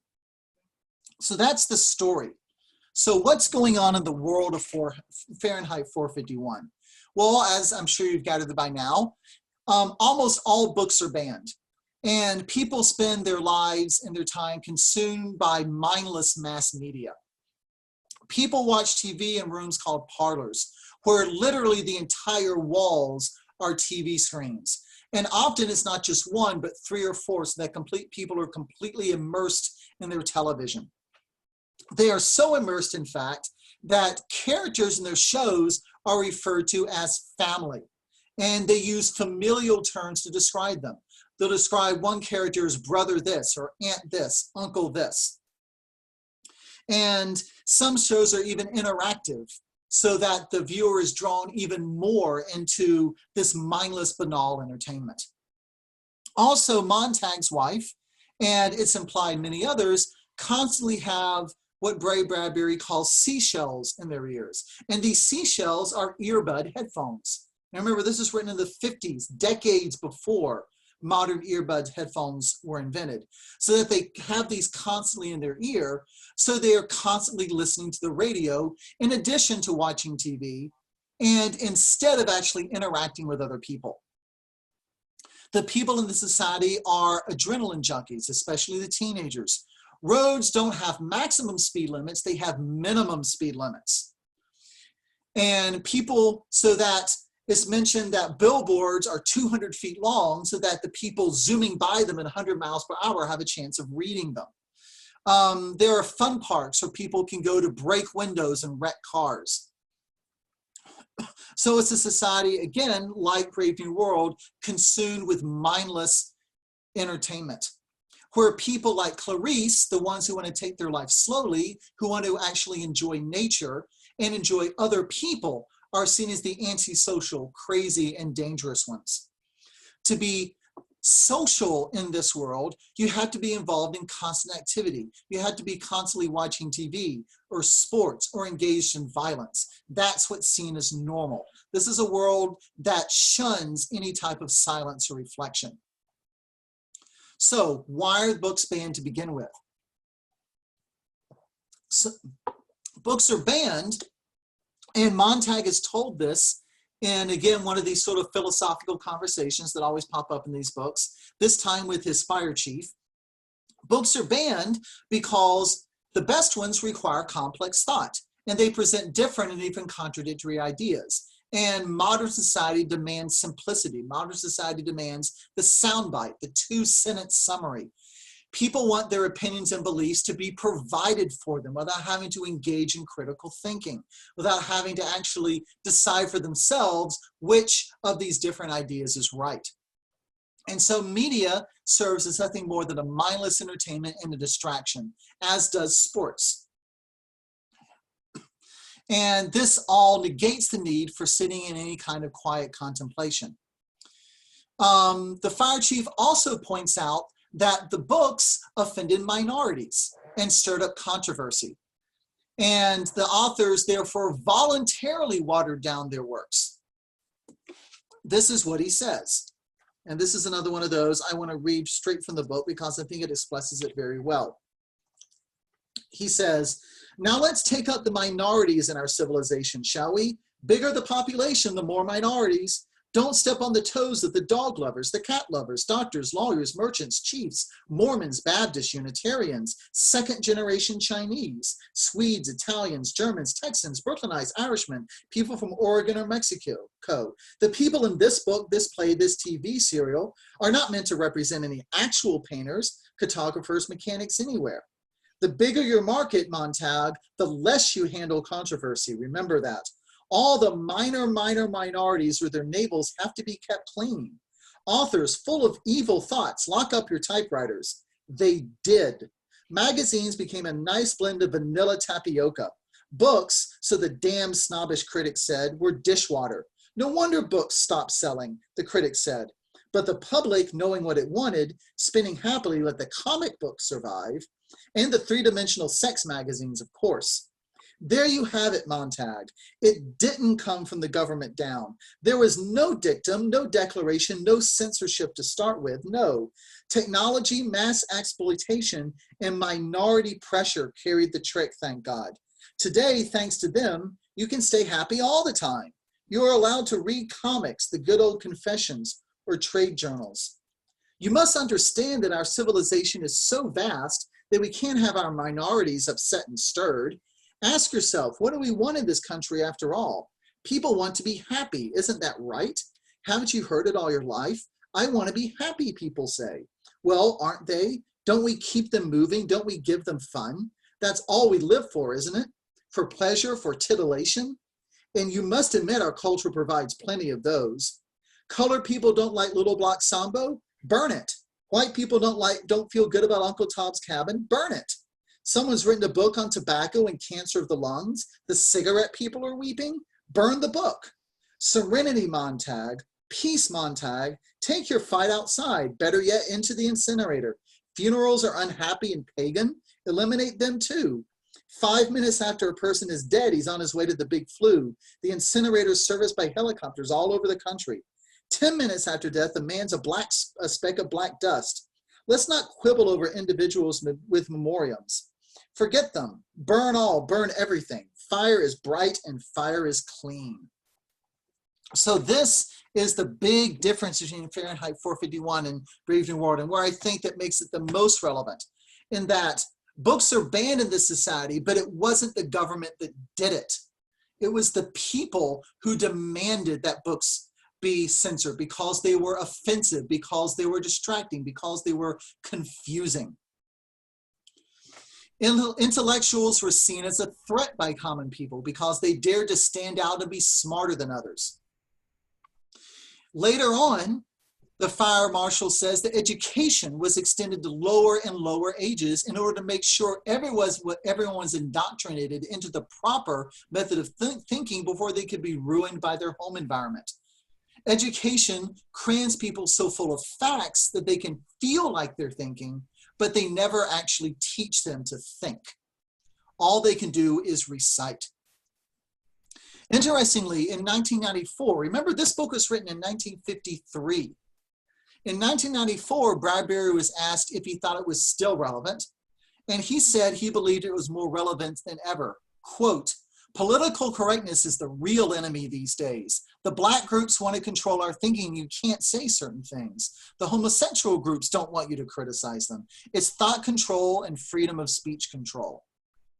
So ultimately, this is the society that Bradbury envisioned.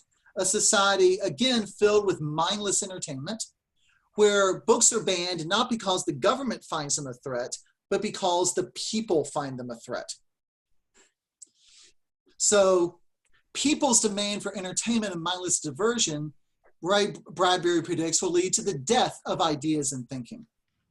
But he makes the very good point that books themselves are not special. What's important is what they contain and the debates and the reflection that they stimulate. So that's Fahrenheit 451. So in my conclusion, in summa, obviously these are 4 different books. They describe some related concepts, but there are 4 different predictions of the future. But I want to look really quickly at what they all have in common. All of these describe some kind of destruction of the family. They all describe an elimination of religion, a loss of privacy, a loss of individual human worth. They describe the miseducation of children. And there's always some form of bread and circuses, some form of distraction for the people to keep them from causing trouble. And so I think we can learn a lot from each individual book, but I think we can learn even more by looking at what they all have in common. What do all of these authors agreed are things that put us on the road to danger? And I think they're all things that we can see in our society. So I'll close by saying this. First of all, don't think that it's only the other people that are doing it. You know, be as aware of your own side as the other side when it comes to things like politics. Remember, you can't brush the dust out of your brother's eye until you take the 2x4 out of your own. So be aware of this from anyone in power. And be wary of not of the things that the culture is on the lookout for, but keep an eye out for the things you're not expecting. I've always felt that our culture is very locked in 1984, precisely because we're going toward Brave New World and Fahrenheit 451. We're much less likely to end up in 1984 because we're so obsessed with it. No one talks about these other ideas, and that's where our society seems to be heading. So that's what I have to say. Any comments, questions? Thank you very much, Eric. We could continue for the next 10 or 15 minutes if you'd like to stay on. It's almost 9 o'clock, but if you don't need to cut away, let's continue the dialogue. Eric, I was thinking. Well, first, actually, got a question in chat here that I'd like to respond to. Saying, is Ayn Rand's fiction like We the Living also dystopian? I haven't read We the Living. I have read Anthem, which I think was heavily influenced by We, and it's definitely dystopian. And I think a lot of her work could be categorized. Now, I certainly am not endorsing Ayn Rand. She had lots of problems and very dangerous ideas, but there's no question that she was concerned with some of the same things that concerned Orwell and Huxley. And here's another one, the recent movie, Mr. Jones. This is to everyone, so I guess everyone can see it if they look in the chat.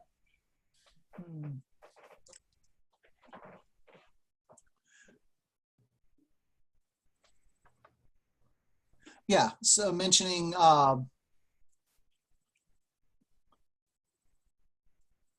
mentioning a movie about a Welsh journalist who reported on Stalin starving the Ukrainians and feeding the Russians. And there's definitely echoes of that in Animal Farm. And I posted that. This is Paul. And yeah, so some people think that Orwell, because Orwell apparently they have a scene in the movie where Orwell meets Gareth Jones.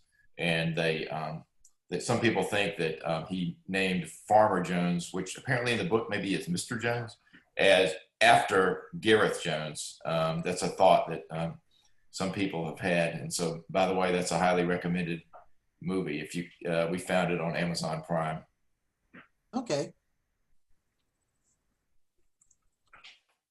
Yeah, I was thinking what the antidote to all this would be, and of course, what one spiritual discipline that's rather obvious is meditation and contemplation, but the spiritual disciplines in general, I think, and which would include obviously immersion in scripture and so on, would really constitute, I think, our safeguard against any of these possible scenarios.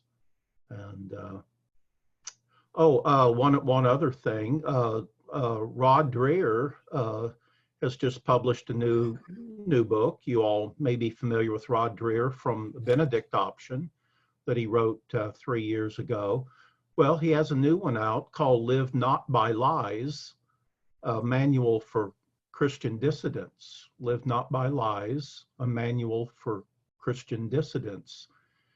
And I expect it to be as powerful as the Benedict Option was in terms of offering a spiritual alternative to this direction we see our society, drifting.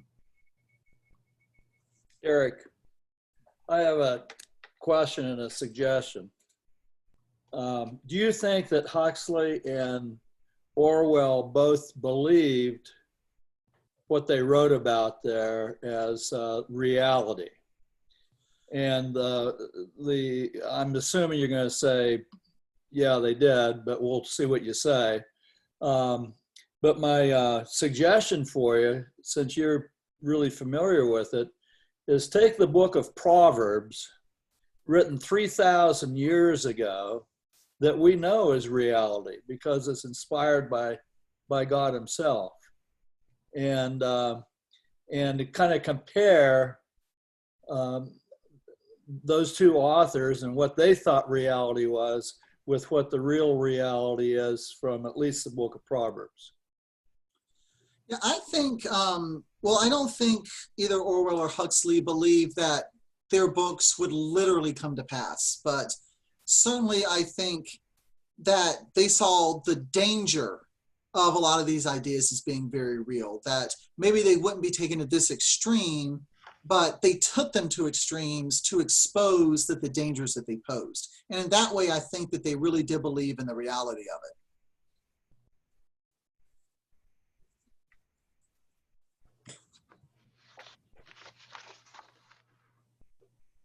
Eric, I got a phone call for a couple of minutes while you were talking about when you first started your introduction to Brave New World. Why is the protagonist, why does he have the last name of Marx of all names? All of the last names tend to be important cultural figures. So I don't think it's saying that he's Marxist. I think their whole society, and this is something I didn't talk about, but it's part of the whole dehumanization and assembly line aspect. They have billions of people in their society, but only about 10,000 last names. So everyone, there are loads of people with your last name, and everyone's named after some historical figure, cultural, political, scientific, whatever. So I don't think Bernard Marx is intended to be Marxist, and Bernard Marx does not come off very well in the book. So if he is intended to be a Marxist, it's a slam on Marx, because he's shown to be kind of a hypocrite. But I don't know if there is any more meaning to it than just Huxley giving everyone sort of a famous last name. Hmm.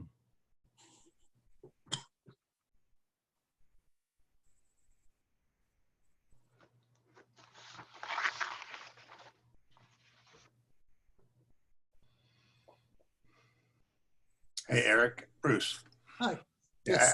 Apropos, thank you very much, first of all, for all that. But oddly enough, what struck me is that the Chinese, of course, have always talked about what they call Lao Bai Xing, which is the old 100 names. There are only basically 100 basic family names in China, and which is relatively true, So Xi Jinping, Xi is just one, and there's 65 bazillion people who are named, whose family name is Xi, and Deng Xiaoping, there's thousands and hundreds of thousands of Dengs. You're talking to someone with the name Smith. I know how they feel. Yes, Smith. You got it. So you understand. So it's not so just a different. Sometimes it's just a cultural trope the way these things sort of operate, rather than necessarily being intentional or meaningful. Yeah, but I mean, in Huxley is obviously making it intentional. That's just another aspect of. These are assembly line people. These are mass-produced people with mass-produced names. Mm-hmm. So which of the 4 books would you most highly recommend as being most relevant? As I said, I think Fahrenheit 451 is the most prescient. I think it really nails the attitude of our society, obsessed with mindless media, afraid of thinking, afraid of ideas, and more than willing to ban ideas that they find threatening. And it's not government top down, it's bottom up. It's the people that are doing it. This is not imposed tyranny, it's self-inflicted tyranny. I think Bradbury was dead on the nose.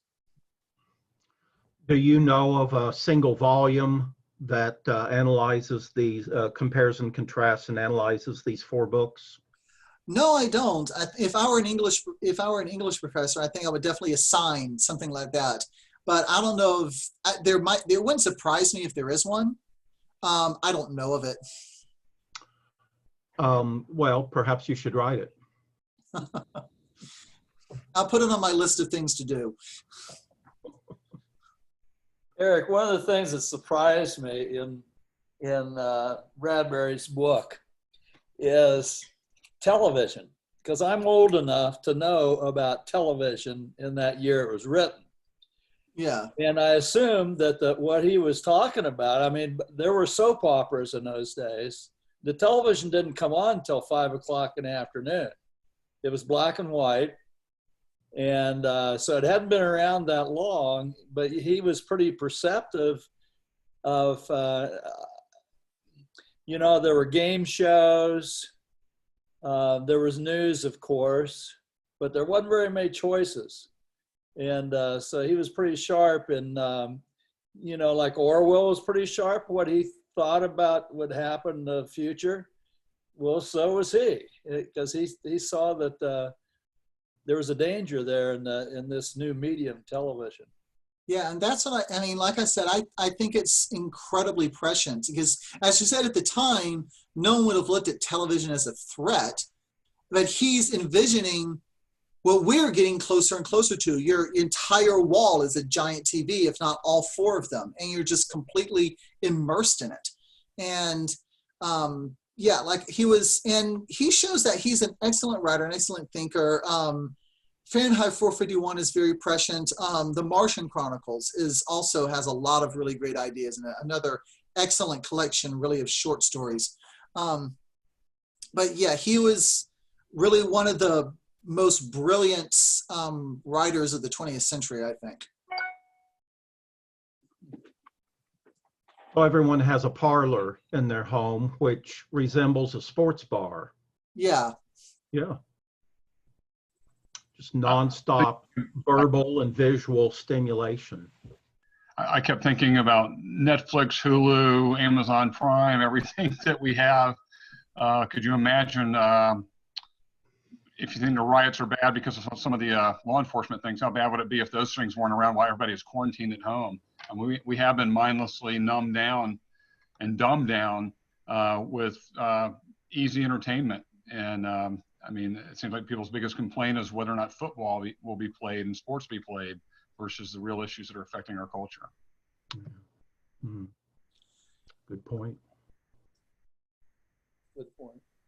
Mm-hmm. Eric, this is Jay. What you're saying is certainly true from in this country, but when I watch the Korean television, it's the same thing, just full of, number one, eating. Second is music, sports. These three things just covers about 90% of the TV. And I'm just sick of this. I don't watch it anymore. But no matter what channel you open, for instance, I went out to Korea.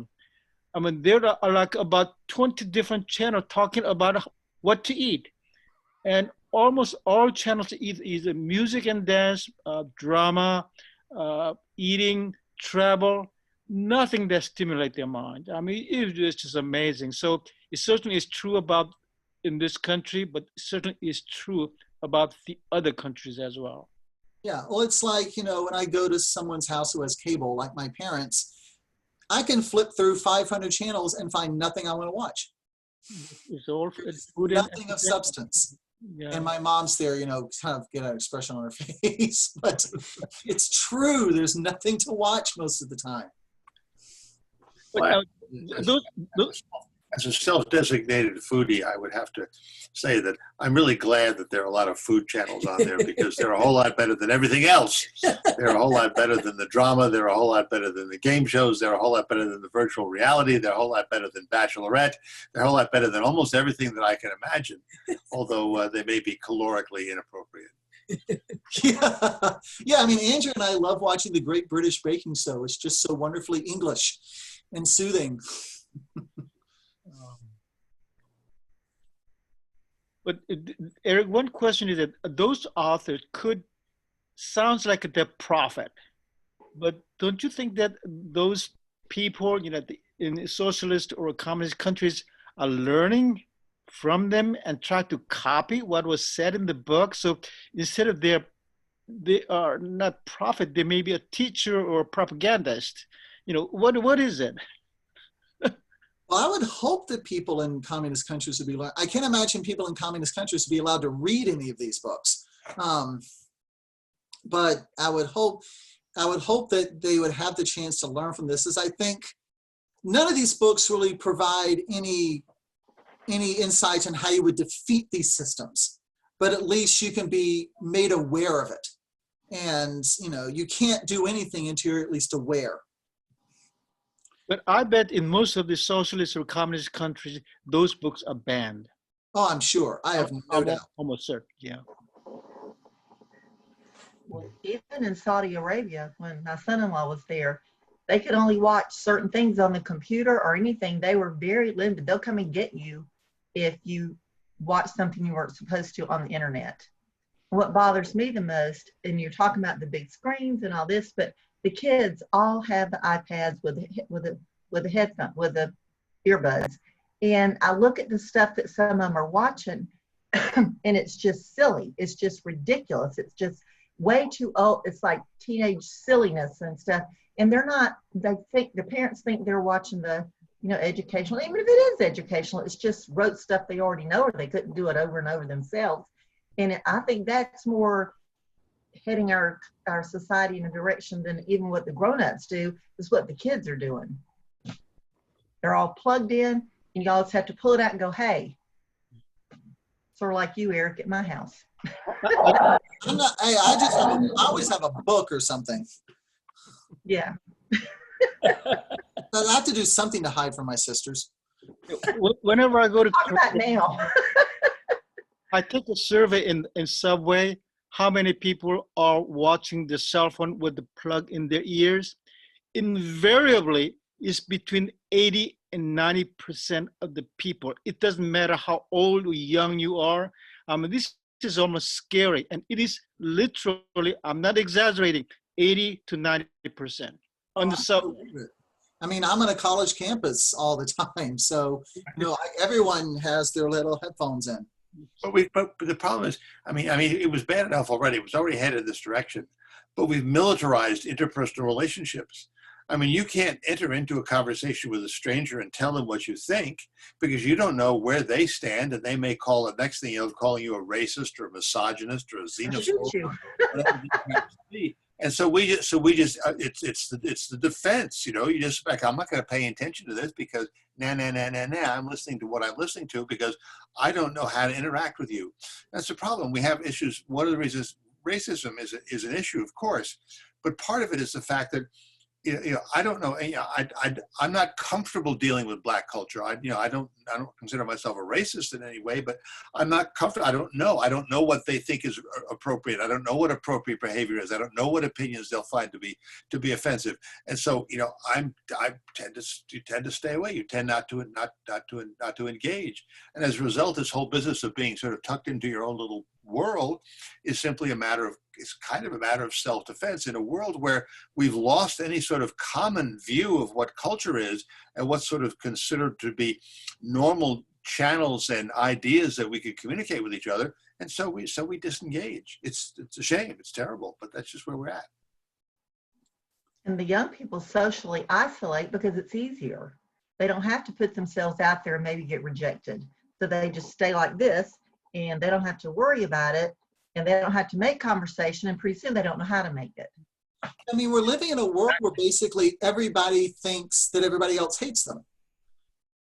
So yeah, we're too scared to get to know anyone. We're too scared to interact because we're convinced that the other person's probably a member of some group that hates us.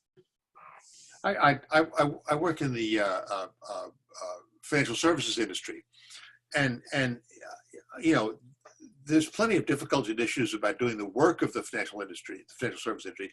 The hard part is finding somebody to do it for. The hard part is finding somebody who will engage with you and will sit down and say, okay, yes, I'll give you some information. Let's talk about my financial situation and let's work through to find a solution which might be helpful to me. So you have to be able to engage people in conversation. And we can't find young people who have that capability. They're used to texting everybody and so forth and dealing through YouTube and whatever, and they just can't. And I've gone out with them. I've gone out with young men and women on their first calls. You know, they find somebody they talk to, and they take me along as a senior advisor, and I listen to them, try to talk to them, and they don't know how to have a conversation. They don't know how to do small talk, and worse yet, they don't know how to turn that conversation into something meaningful. They just lost that art. They don't know how to. We've raised a group of people who are communicationally, what's the right word? Deformed and shortchanged. And it's a shame because we've lost a major aspect of our ability to communicate with each other. Well, they've been taught to be afraid of strangers, which, you have to. A lot of that's that. But like when I take my 15-year-old granddaughter out, she is appalled that I talk to strangers. Well, you just act like you know everybody. It's just so easy for you. And I'm like, well, just talk. They're just people. If you talk, they talk back. If they don't, you go on to the next one. But they don't get that. They've got to have this little thing all prepared, and it has to be someone they know. How do you know anybody if you never get to know them? So the young people are, like I say, emotionally or socially stunted. And a lot of it's because they can retract into their little thing and pretend they're not, that they're busy, that they're, occupied. Because they think words are violence, right? Wrong words are violence. And so if you say the wrong word to someone, you have committed an unacceptable act against them. And so you're better off. You're rejected, yeah. Okay, well, Eric, apparently none of these books, religion is not prominent, I take it, in any of these. Fahrenheit, like I said, Fahrenheit 451 has some, because more than one of the books that Guy reads is the Bible, and there are several biblical quotes used, the Hugh Latimer quote also. And at the end, when he's with all the people memorizing the book, several of them have memorized different Bible books. So that's really the only one where religion is any sort of major topic. And the discussion in the end of Brave New World, God gets talked about a good bit.